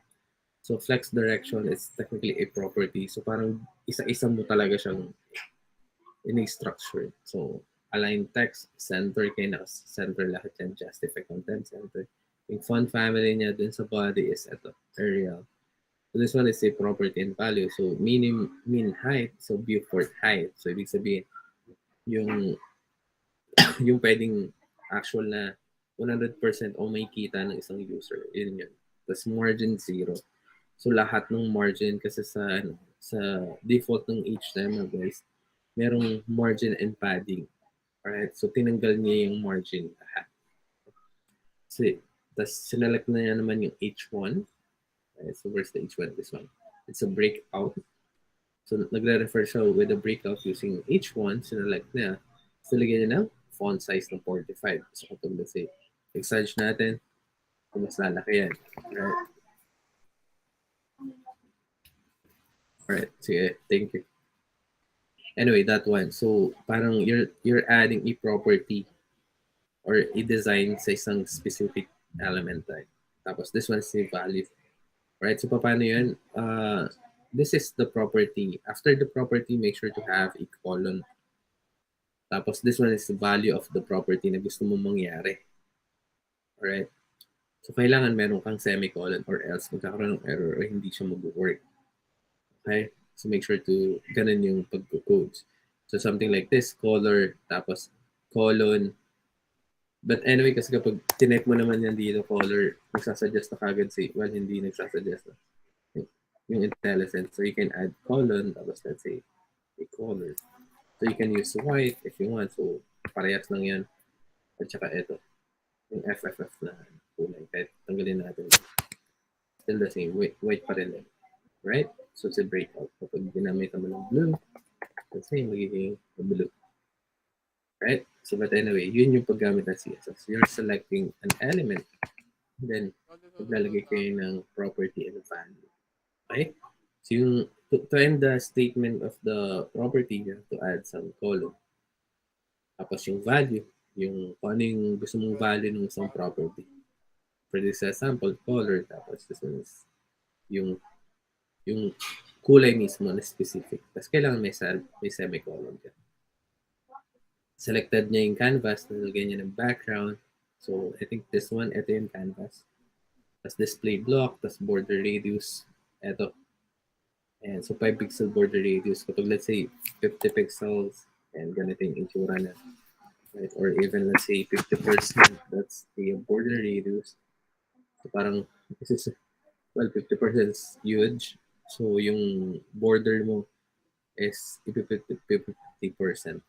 But anyway, so well, it's really up to you as a designer kung ano yung magiging itsura o gusto nyo makita ng user. Tapos yung button niya, alright? So as you can see, meron siyang button dito na ginawa. Ayan, so button. Sir, bakit ang nilagay niya is yung BTN? So yan. The specific na button, kasi mamaya meron pang other button, pare-pares yung magiging itsura. So sinelect niya, oops, by class name, yung specific button na to, na close. Right? So I think nasa yung close na to, yung button na to. Right?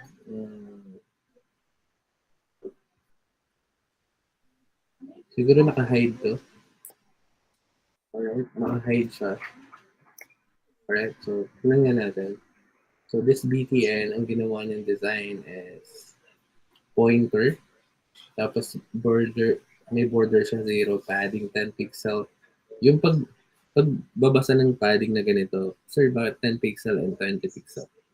So kapag padding lang, you're referring to the top, left, right, and bottom. Tama ba? Top, left, right, and bottom. Ayan, something like that. So if you border is cursor, inisip ko lang kung background color. Ito, this one, ito yun. Ito yun, show rules. Alright? I think so. Close natin. Just imagine, nag-create siya ng normal na, well, hindi niya ginamitan ng framework. So yung side knob niya, guys, meron yan conditional statement. I'll show you later sa JavaScript. So, but in our end, guys, we're using a framework para mas madali at meron kang side nav.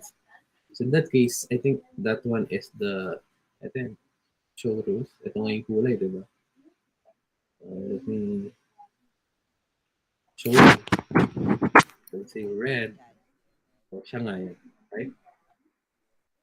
Let me go back. So madaling salita, yung padding na 10 pixels is top and bottom yun. Kaya kung napansin nyo, yung padding niya, space na dito is mas malapad itong left and right. Ito. Kasi 20 pixel yung binigay niya.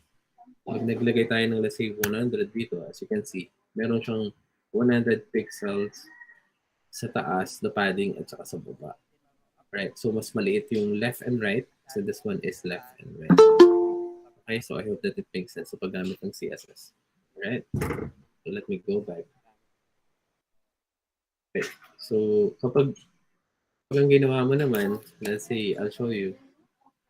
Pag tinanggal mo to at 100 pixel yung ginawa mo, yun yung magiging itsura niya. So, perfectly square siya. Why? Kasi sa top, guys, meron kang 100 pixel on the left side. You still have 100 bottom and right. Sir, paano kung specific lang yung gusto kong gawin sa sample natin?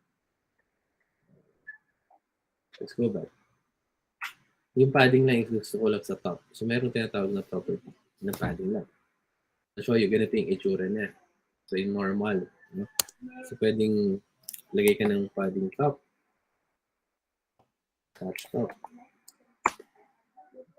So, let's say 10 pixel.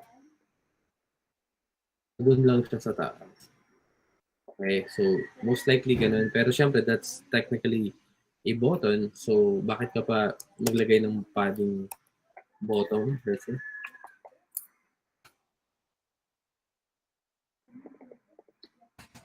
Bottom.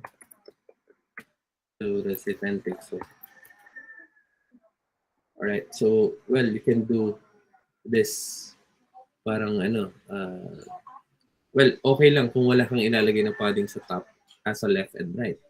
Kung okay ka na nasa ganyan. Pero parang isa-isa mong dinedeclare yung bawat property and value nung gusto mong mangyari. But, well, tulad nga nasabi ko sa inyo, para this one's mas handy. Alright. So, two parameters is top and bottom. As left and right is yung 20 pixel. Paano naman kapag tatlo?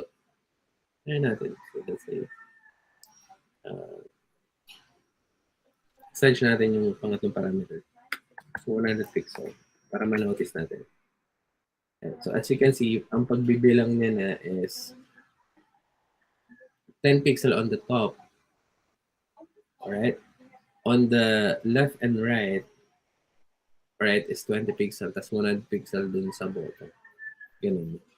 But anyway, kapag tinanggal mo ito, dalawang parameter lang. Ang pagbasa naman sa kanya is top and right, left and right. Okay? So parang nagmukha siyang literal na bottom. Tapos naglagay din siya ng border radius because of this. So if you want to do, let's say, 50 pixels, so ganun yung magiging itsura niya. Right? So ganun mag-work sa CSS.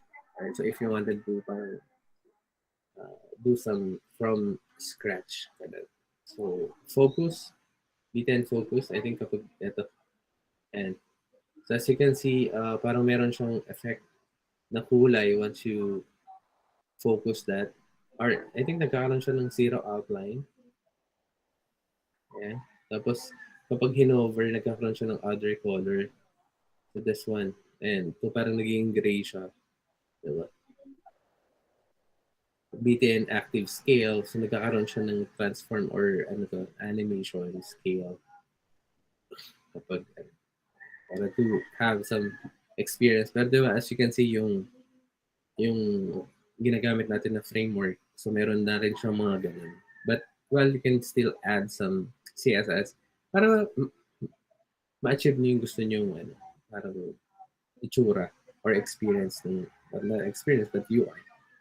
No? So, BTN rules, position absolute, top, left, and right. So, most likely, ganun yung CSS. Since na-support lang tayo ng designing, kaya parang hindi para i-cover yung functionality. So, siguro if you wanted to continue on coding or web development, kasi kailangan maintindihan nyo yung scripting language na JavaScript para ma-manipulate nyo or magkaroon kayo ng functionality na katulad ng ganito. This one's like a simple game, pero there's a lot of things that code behind that at sobrang logical niya kung paano. And so as you can see, alright, so medyo mas madaming code behind para lang mag-move ito.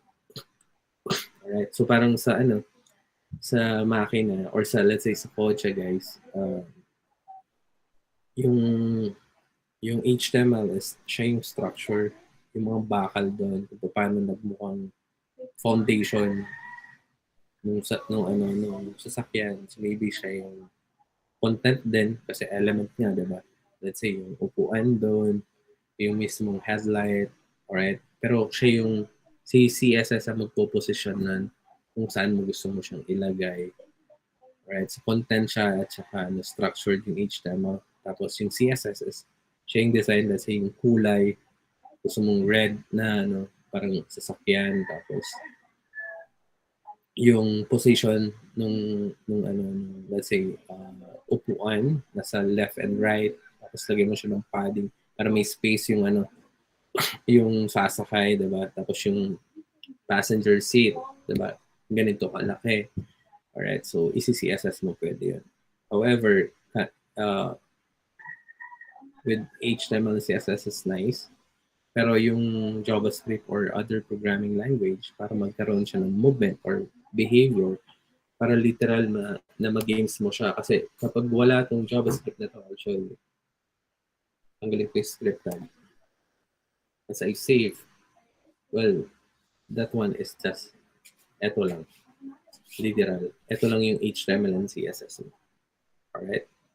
So parang, yung sasakyan mo, meron siyang itsura, structured, pero walang functionality. But anyway, I just wanted to share with, since this course is only for, dedicated siya for the designing. Right? So, kapag meron kang script tag, meron siyang functionality. Parang parang makina. No? Yung sasakyan nyo, meron siyang makina functionality. Makakapunta ka kung saan gusto mo punta. And ito yung mas mahal na bayad as a developer kasi you're creating some parang logic behind. Baka ito man sa sasakyan, even sa cellphone, let's say. Maganda yung let's say iPhone, yung mga bagong iPhone ngayon, let's say. Maganda yung yung itsura niya, right? Yung pagkaka-design, structured. Pero yung the most important is yung mga features doon na software na pwede nyo ma-access or yung mga other features. Kaya kung bakit mas nagmahal yung phone na yun. So, something like that. Yeah. So, I just wanted to share with you. So, for those who parang interested on, well, continue, right? So, you can learn, JavaScript. So, ito pa yung iba, guys. So, the good thing about this is, since kasi yung lesson natin is, diba? GitHub. So, isa sa mga pwede nyong matutunan or, well, a learning platform is yung pwede kayong mag-clone or mag-port or even download the zip file. Tapos, tingnan nyo kung paano ginawa. Right? So, I'll show you some other custom video player. Exchange rate. So, this one. So, I'll give some example.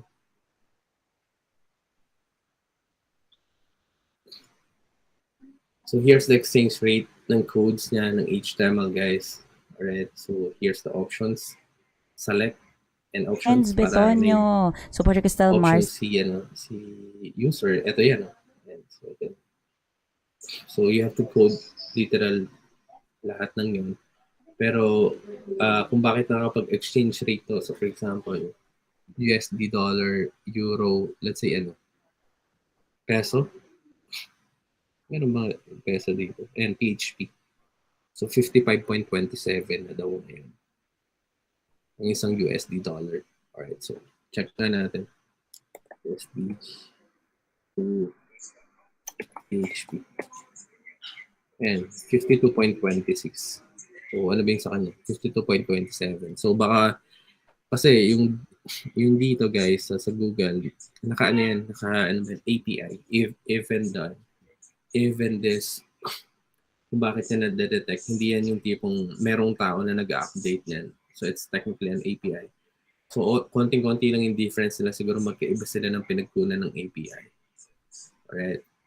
Pero it's a data na available na merong may maintain yan. Tapos you're going to use that. So may mga API na libre for the sake of learning purposes. So something like this, I think let me go ahead. Ginamitan niya ng API. Kasi nag-exchange rate yan. At saka ano yan, credible to guys, kasi API na to. So you have to also, as a designer or developer, if you wanted to use those, ano ba to? Mga API or application program interface, you have to learn on how to read the documentation. Kasi tinuturo naman nila kung paano implement. Tapos kung anong programming language yung gagamitin mo para magamit mo siya. So let's say, this is script, I think. Post this one. So ito yung ano, I think this is the API. So fetch niya using fetch method. Alright, tapos ginamitan niya ng that, then response, tapos naka-JSON file siya para makuha natin yung actual na data. So this was the API, exchange rate API. So we can search that sa Google.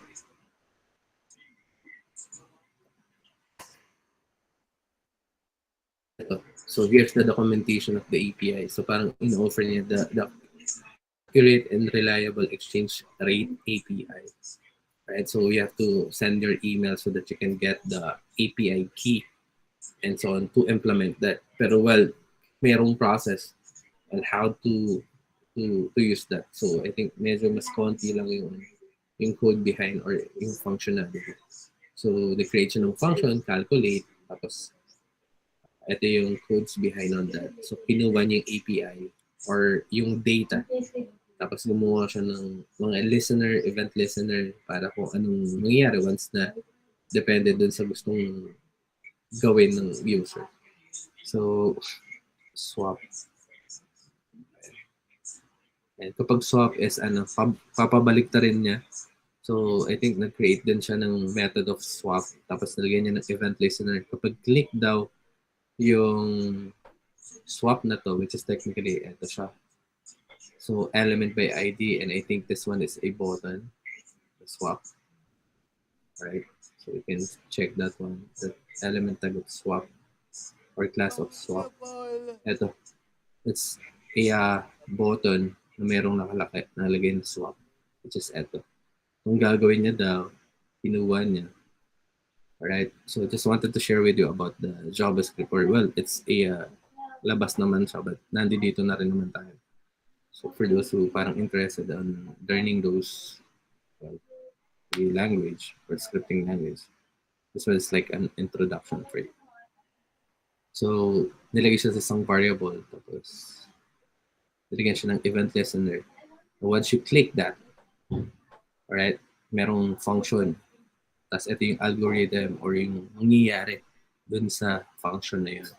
So i-declare siya ng variable, tapos kinuha niya yung currency value, tapos yung currency L1, so parang 2, I think pinagpalit na lang, madaling salita. And kung napansin nyo dito, ito yung PHP, tapos ito yung USD. So hindi lang yun yung parang pinagpalit na yung USD tsaka yung PHP, pero yung mismong functionality. Kasi parang, okay, yung piso natin, isang katumbas na lang is 0.02. Pero pag pinagbaliktad natin, yung currency nila is, just imagine, yung piso nila is 55 pesos sa atin. Diba? So, something like that. Right? So, well, the good thing about yung open source, so, I would suggest, guys, create your GitHub, tapos just explore, do some parang follow, well, yung mga credible developers, kasi meron kayo matutunan dun, you can check their projects or yung mga ginagawa and use that as a learning journey. Alright, so that one. So, isa yun sa mga, tapos in case you wanted to add some parang features, let's say, diba? So, dahil na-clone mo or na-port mo, so you can add some features, tapos you can send a pull request sa kanya. Tapos i-check mo yan kung magiging okay o yung dinagdag mong features. Alright, so kapag okay, so mag-merge yun. So, sabihin, madadagdag yung features na ginawa mo. Tapos, meron kang makikita na contribute. Parang nag-contribute ka. So, you actively parang nagpa-participate sa parang software development. So, well, we cover about everything on this para kasi this training is TWSD guys, para at least you're literally aware on kung paano nag-work yung mga software na to, di ba? Which is for you to para at least ano kayo another skills and advantage yun sa inyo as an applicant kung gagamitin. So there's a lot of parang I think this one is expense tracker. It's really nice din. So this is the HTML lang. So vanilla kasi yung ginamit na. So ibig sabihin, hindi niya ginamitan ng framework, kahit CSS framework, he use vanilla JavaScript. So since kasi maliliit lang naman yung project, so yung mga frameworks kasi guys, even the CSS framework and JavaScript framework like Vue, Angular, or React, is ginagamit yun for a big project and complex. So para mas konti lang yung line of code pero yung logic nun is almost the same and so on and so forth. So may mga advantage for mas malaking project. So since this one is for learning purposes, parang I think yung tinuturo niya dito is yung mismong scripting language or yung mismong pinapakita niya kung paano ginagamit. So kaya ginamitan niya ng vanilla JavaScript. So I'll show you this expense tracker, guys. So you can learn from it. So here's the structured. So as you can see, ginamitan niya rin ng mga division, H4. Pero this one is a plain CSS. Kapag wala kayong nakitang any, parang nakalagay dito na framework, ibig sabihin, ginamitan niya lang ng plain CSS. We can close that one. Expense tracker. Style.css. Ito yung style.css. I-design niya. Naglagay siya ng Google font na specific na gusto mong font. Alright? Para magamit yung font na to. I think this one. So kaya ganito yung itsura ng font. I think kapag tinanggal natin to, tama ba? Google API. Tama, that font. Mag-iiba yung itsura niya. So yung normal na font ng HTML. So by having that font, so you can, I think Google font, you can use that. So here's the background. I think ginamitan niya rin ng flex. Alright, so instead of grid, flex. Okay din naman yan. So you can choose kung anong gusto niyong gamitin. So here's the design, CSS. Tapos here's the structure. Pero yung, I think this one is, sinample ko rin kaya meron siya. Parang, amount. So kasi meron tong small database or local storage na tinatawag. So let me go to application. So if you want, kapag front-end development na parang hindi kinakailangan ng database, you can use a local storage. Ito siya. This one. So kapag na-refresh ko yung zero niya. Right? So if you wanted to add some, I think structure niya lang. Okay? Minus. So meron siyang income and expenses. So yung design ng kulay, yung pagkakalagay ng input field, form, nandito lahat yun. So pero yung functionality is na ito ulit. So yung JavaScript ulit. Para magkaroon ng function. So ano yung functionality na ito, guys? I think sabi niya dito, your balance. So expense tracker. So sabi niya dito, add new transaction amount. So if negative, ibig sabihin daw is expenses. Kapag positive, ibig sabihin is income. So let's try. So let's see. Sir, sa assessment ko, pwede po ba gumamit ng ibang framework sa deployment? Well, I would suggest ibang framework sa deployment. Sa framework sa deployment. Anyway, ganito. To answer that. So, syempre yun yung naging coverage ng natin, di ba? Ano ba ito? Lesson natin, let's say, we use materialize CSS for the CSS framework. So, maganda kung ang gamitin mo is CSS framework. So, let's say, we cover about Git para dun sa, sa repository. So, syempre, use Git instead of GitLab or Bitbucket or Azure. Diba? Para at least mas madali ko kayo ma-assess kung talagang natuto kayo dun sa class natin. Right? And well, wala naman difference yan, guys. If you wanted to use those parang technology, siguro with other project ko na lang. Okay, so, and you're going to do that, not for me, para dun na sa apply yan. Let's say, marunong ka na mag-CSS framework ng Materialize, so then you wanted to learn parang Bootstrap, let's say, or Tailwind. So learn that, tas create that, tas push nyo dun sa repository na. So let's say, marunong na kayo mag-GitHub and you wanted to learn Bitbucket.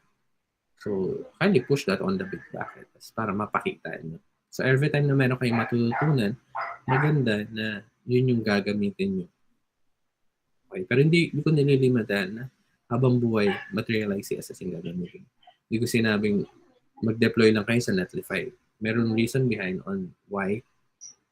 Yun lang muna yung pinagamit ko sa inyo. Kasi that framework, Materialize CSS, more at your stage is more parang self-explanatory, mas madali siyang maintindihan.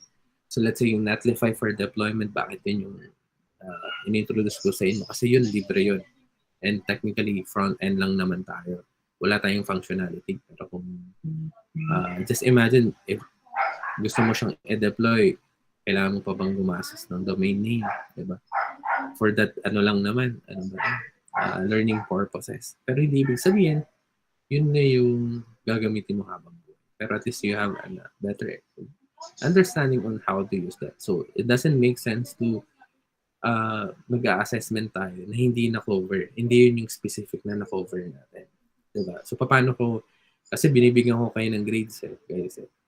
Paano ko ma-define kung mas marami kang natutunan kumpara dun sa iba o na-apply nila. Diba? Kasi pinapasa ko yun, guys. Pero ang malalaman nyo lang na result is competent and not yet competent. Right? So, hindi ko na sinasabi kung ano yung naging actual na grade. Pero pinapasa yun sa test. Right? So, paano ko kayo i-grade kung magkaiba yung technology na ginamit mo. Pero hindi ko sinasabing habang buhay, yun yung gamitin yung technology. Right? So, I hope that it makes sense. Nasagot ko ba, Prince? Prince? Did I answer your question? Yes, sir. 1 point po, sir. Alright, yun. So, ganun lang, guys. So, ayan. So, what else? So, I think we cover a lot of things about GitHub. Alright, so as you can see, ang pinaka-main purpose ng GitHub is siya yung container repository, lalagyan ng mga codes, pero meron siyang other features like collaboration. And guys, pagpunta nyo sa industry, guys, hindi siguradong GitHub yung gagamitin nyo. Right? So, maaaring kung anong preferences nila, pero you have an idea on, kasi parehas lang. Parang let's say, you wanted to eat some parang fast food chain. So, hindi sigurado sa Jollibee kayo dadalhin ng kasama. Kung ano yung gusto nila. Pero well, it's still same concept. Let's say, punta siya ng McDonald's. So, same concept lang.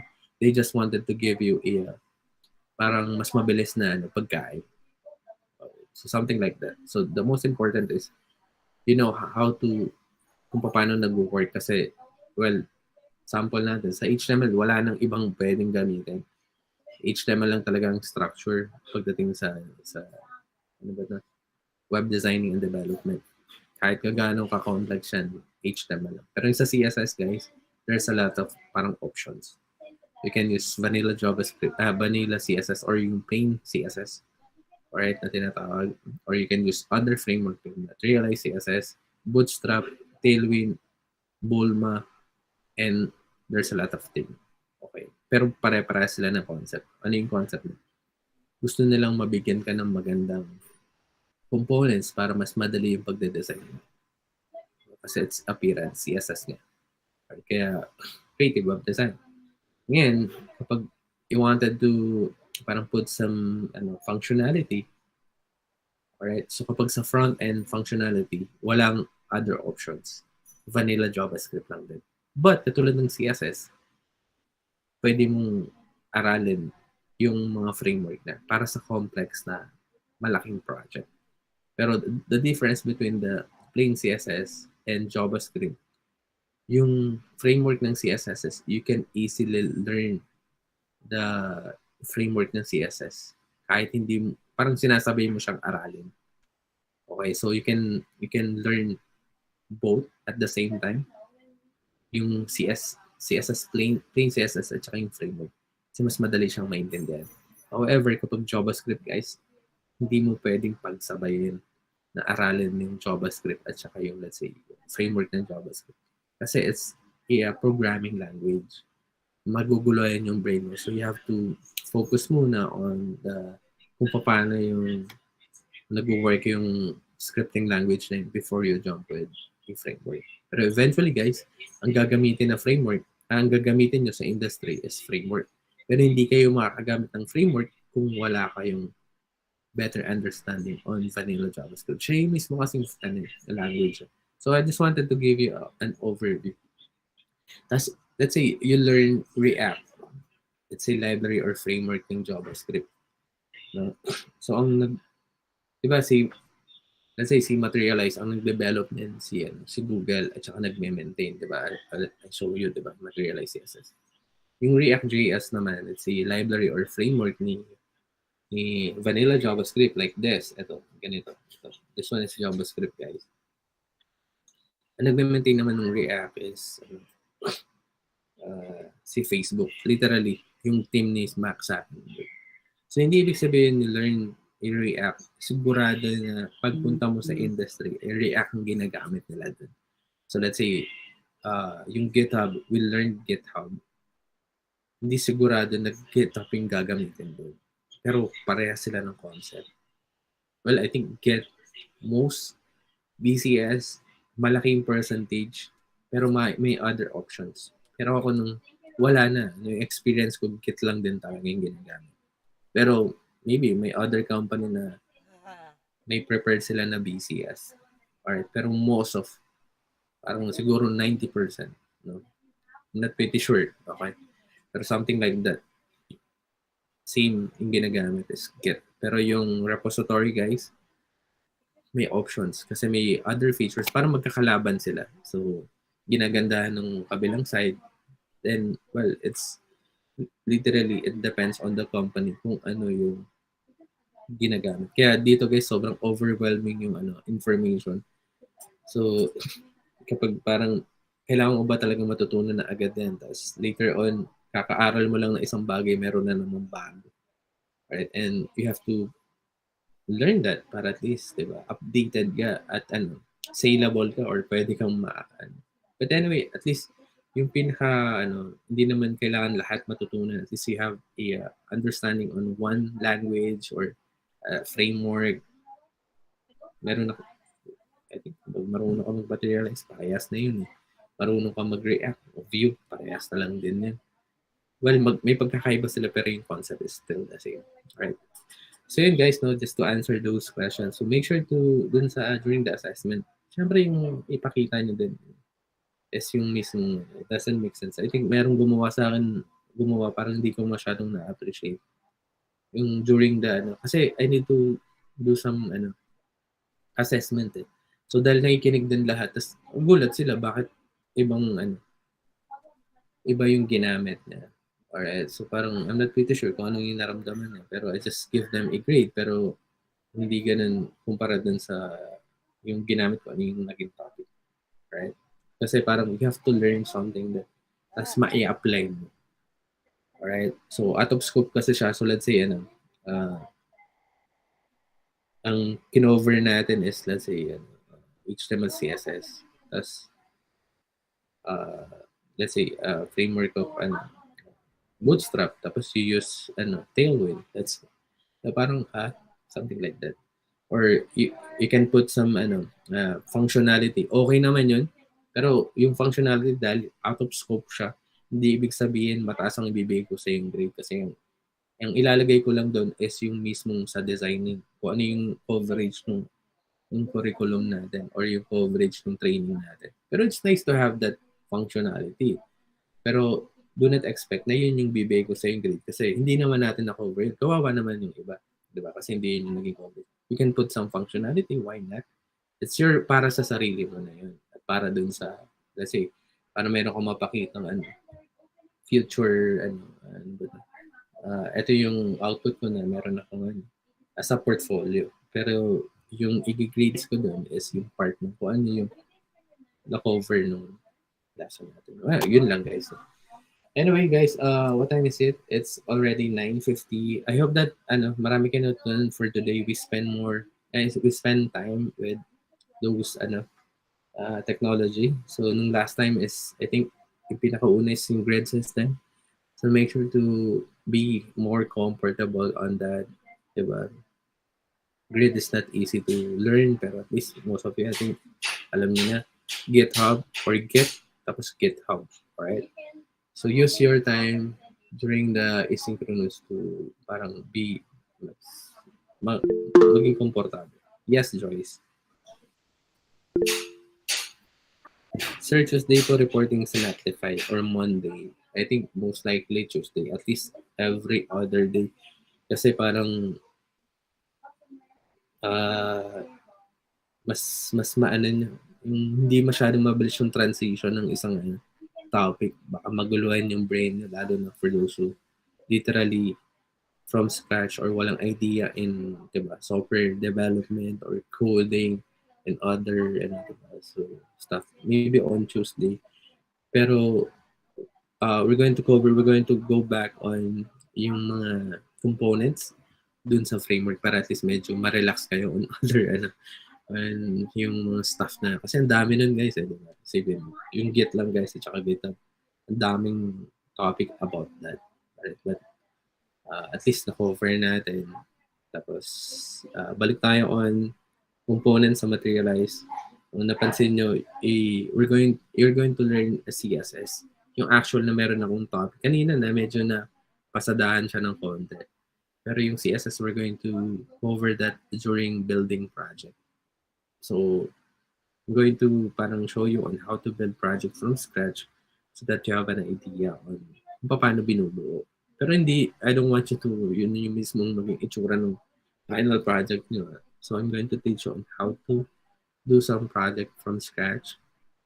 Tapos we're going to deploy that and so on and so forth. Kasi yun yung mismo gagawin nyo. Tapos yun yung iprepresent nyo on the last day.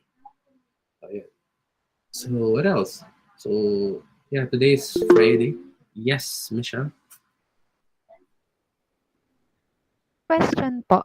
Yes. Ano po yung pinipress pag nagdi-disable nung code? Di ba minsan may sinasample po kayo? Tapos, hindi nyo siya dinidelete kasi parang babalikan siya. Ganun. Yes, tama. So, thank you on that. So, well, for the Mac user or iOS, you can use command. Kasi diba parang command is parang sa Windows and Linux or depende sa laptop na gamit is ang katumbas na is control. Tapos, I think that one is yung question mark. So, let's say, this one, I wanted to comment that one. Ang tawag din is comment. So, I'm going to press the command. So, naka-hold lang ako, tapos saka ako i-click yung question mark. Okay? So, parang hindi na siya mababasa as a code, pero nandoon siya as a comment. Diba usually ginagamit ko siya for a comment. I think even si Traversy is using that. And so, tapos, pag ibabalik ko, sir, ganun ulit? Same lang po? Let's okay. Yan. So, of course, meron tayong undo, diba? Pero, well, you can click comments question mark lang there. So, vice versa, babalik lang siya. Alright? Okay po. Thank you, sir.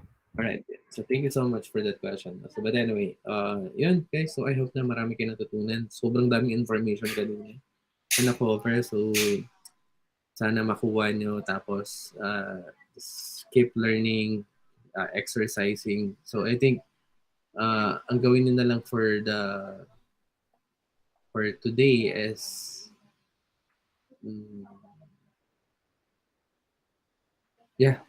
just go back on the materialized CSS documentation. Kindly be more familiarized kung ano yung meron dito para kasi well definitely sa dami na ito baka hindi rin natin ma-cover lahat ng mga components, diba? Tapos I think yes Nina. Sir, about lang po dyan sa materialize. Ina-update pa po ba nila yan? Yes, nag-update sila. Right, so may mga some updates like Bootstrap. Nag-update din sila. Alright, so mayroong mga version din yan. So this one is yung pinaka I think siguro yung bago. Yung una nga, wala siyang yung other components dito, ngayon meron ako mga na-notice doon. Pero sa Materialize is still using the jQuery dependency. So sa Bootstrap, tinanggal na yung jQuery dependency. Ginagamit na nila for components na interactive components or yung mga may behavior na components yung vanilla JavaScript na. However, in this case, you still have two options if you wanted to use yung vanilla JavaScript or yung jQuery. You still have options. So I think sa Bootstrap 6, tinanggal na yun. Tinanggal na yung dependency, yung parang support nila with the jQuery. So dito sa Materialize still sinusupport pa rin nila. So may mga updated to, just to answer your questions. Okay? So what else, guys? Sige, so let's have a class picture, guys. Closing class picture. Tapos yun, review. Tama yung sabi ni Joyce.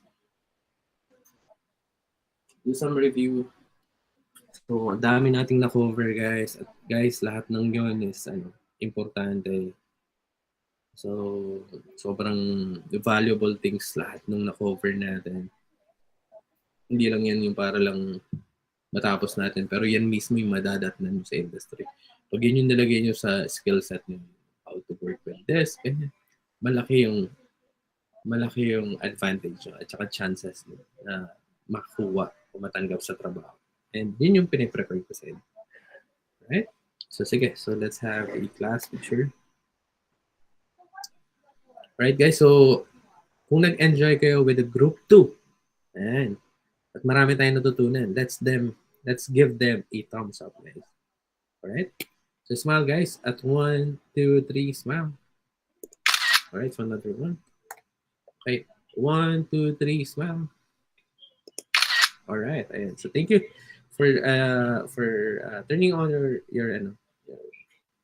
they call this webcam. So I'm going to see you all on Monday. We'll go back on dun sa part ng paggamit ng Materialize CSS para ma-explore pa natin. Kasi konti pa lang. So I just sinadya ko na pumunta na kagad tayo ng grid kasi that's the most important yung Git at saka Github kasi para ma-check ko na literal din na maayos yung mga other activity na gagawin natin. Tapos after that, yun nga, yung Netlify, right? Yun. So, syempre sa Netlify, we're going to teach you on how to deploy that. So, magsasample din ako. Tapos yung wireframing and prototyping. Kasi magpa-plan na kayo kung paano nyo bubuuin yung portfolio project. Yun. So, I think smooth, maayos naman yung flow natin. I hope na nag-enjoy kayo. Marami kayong natutunan. And I hope that you're always excited to join our class. Kasi ginagawa natin to is para marami kayong natutunan. Alright? So, at magamit mo. So, I think, dito na muna tayo natatapos for the synchronous. So, kindly review the Materialize CSS documentation. Tapos, para doon sa mga hindi pa nakaka-accomplish ng mga activities, kindly do the activities, send it doon sa GC natin. Tapos, later on, I'm going to check all of that. Okay? Kasi kahapon, sobrang busy ako. Wala ako sa bahay. Nasa labas ako, nasa site ako. Kaya hindi ko talaga check. Even during the BSRS, guys, kung napansin nyo, halos saktong-sakto yung oras kasi nandoon ako sa meeting sa login at saka log-out sa BSRS. Right. So with that, guys, I'm going to see you all on Monday. Alright? So happy weekend, guys. Tama ba? Yeah, malapit na. Friday. Bye for now, guys. Thank you. Bye, sir. Thank you po, sir. Sir, bye-bye. Thank you po, sir. Thank you, sir. Bye-bye po. Bye, sir. Thanks. Thank you, Katusha. See you on Monday. Yes, Alma. Thank you so much.